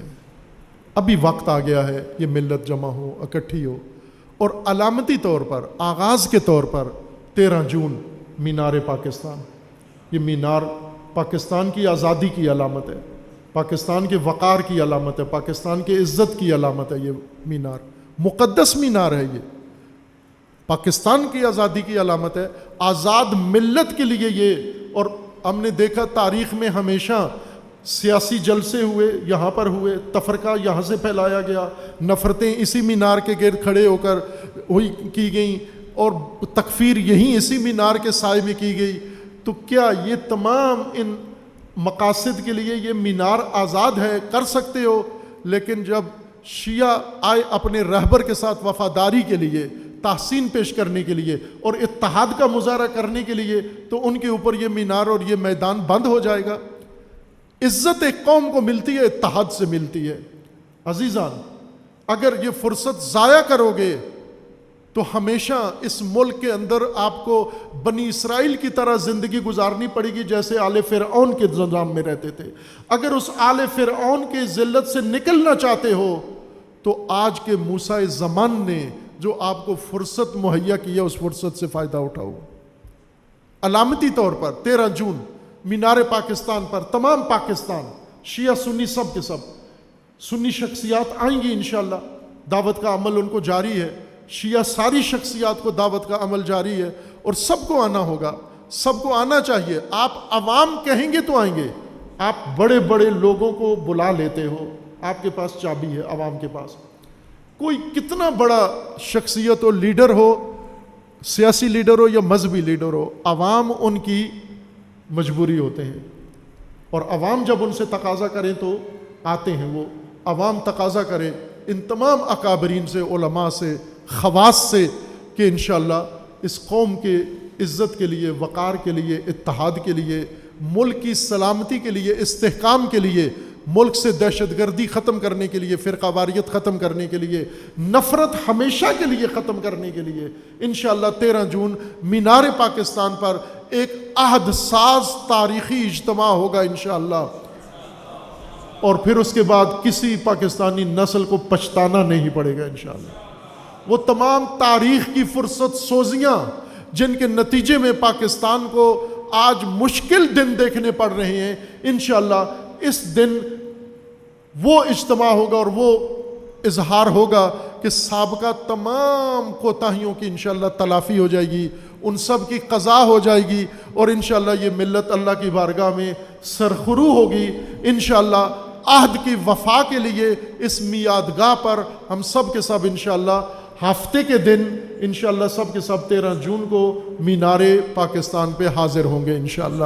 اللہ تبارک و تعالیٰ کی بارگاہ میں دعا گو ہیں, پروردگارہ یہ جو تو نے پروردگارہ یہ غنیمت فرصت ہمیں عطا فرمائی ہے, موقع عطا فرمایا ہے, یہ تاریخی موقع ہے پروردگار ملت مسلمہ کے لیے, ملت پاکستان کے لیے, ملت تشیع کے لیے جو فراہم فرمایا ہے عالمی طور پر. پروردگارہ اس فرصت سے فائدہ اٹھا کر جو مقصد پروردگارہ تیری رضا کے مطابق ہے اس کو پورا کرنے کی توفیق عطا فرما.